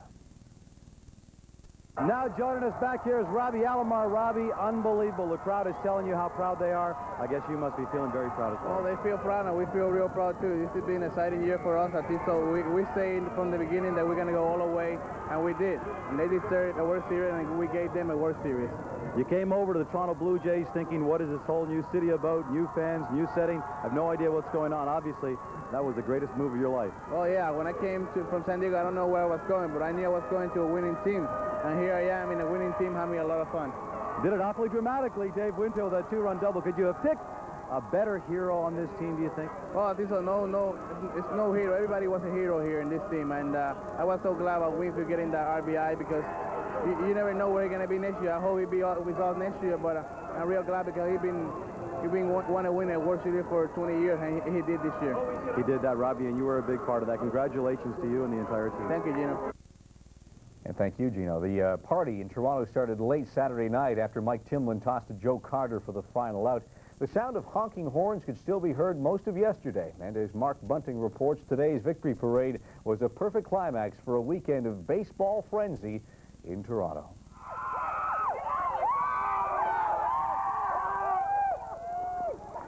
Over 50,000 fans line up in the rain outside Skydome 4 hours before the reception is supposed to begin. When the doors are flung open at 10 a.m., the fans surge forward, hoping for a good seat.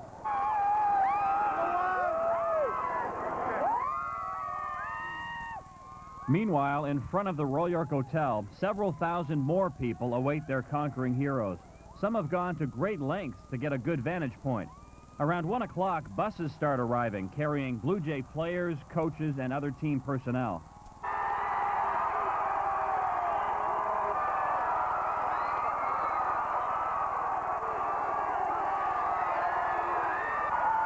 The most popular car is occupied by teen idol Roberto Alomar and Juan Guzman.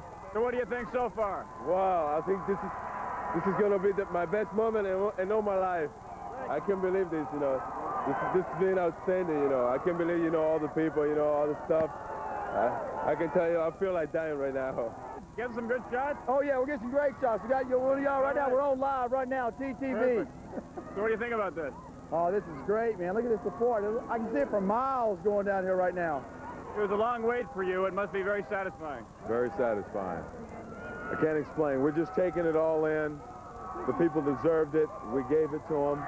And it's kind of symbiotic. We're getting it back, too. All right, have fun. All right.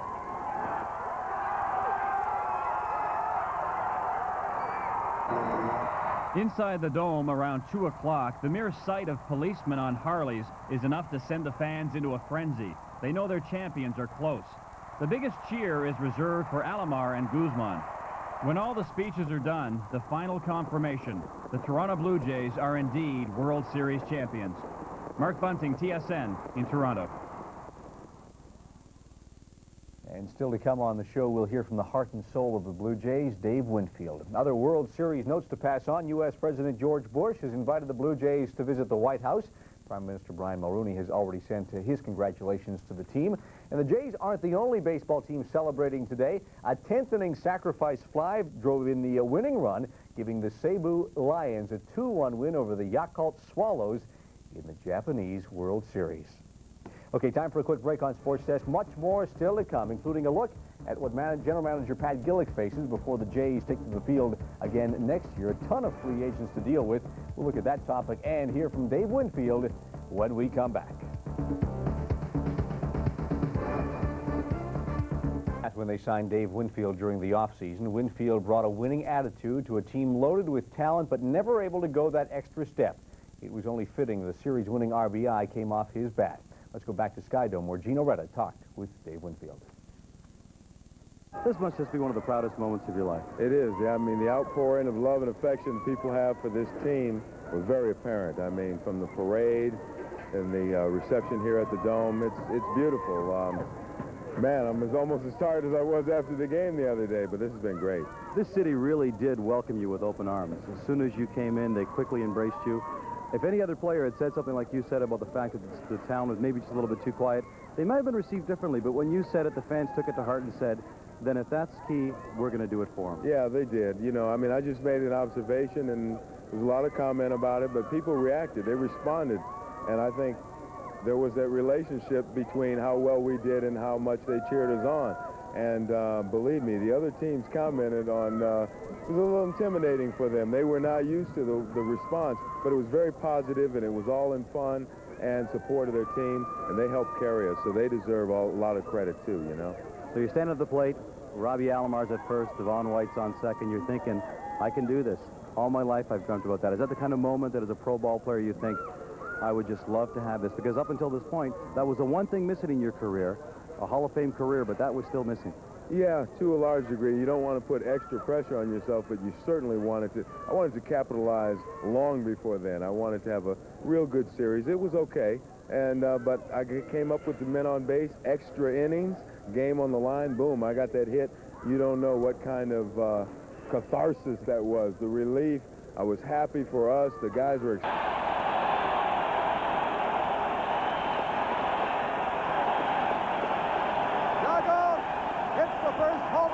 history and will score the first run. John Bobby Jordan. 9 years the Blue Jay fans have waited for this. There's a drive to George Bell. He's got to come in. He's there. He's got it. The Blue Jays have won it. The Jays have won it. They've won the Eastern Division Championship. Now they're a strike away from clinching. The 1-2 pitch. The Toronto Blue Jays are Oakland bound.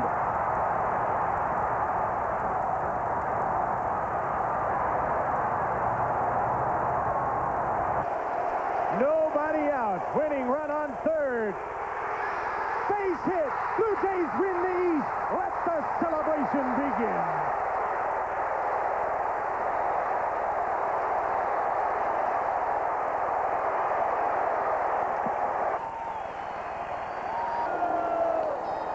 Popped up. All is under it. The Jays have come through in '92.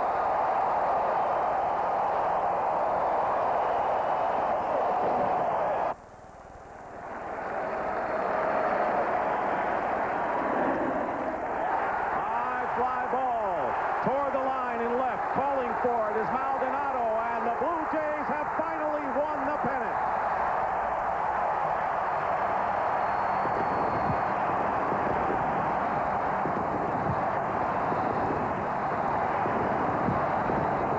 With the tying run at third and 2 down in the bottom of the 11th, 4-3 Blue Jays.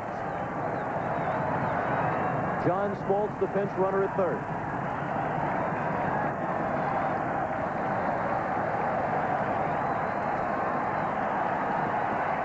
Timlin. Nixon bunts. Timlin on it. Throws to first. For the first time in history, the World Championship banner will fly north of the border. The Toronto Blue Jays are baseball's best in 1992.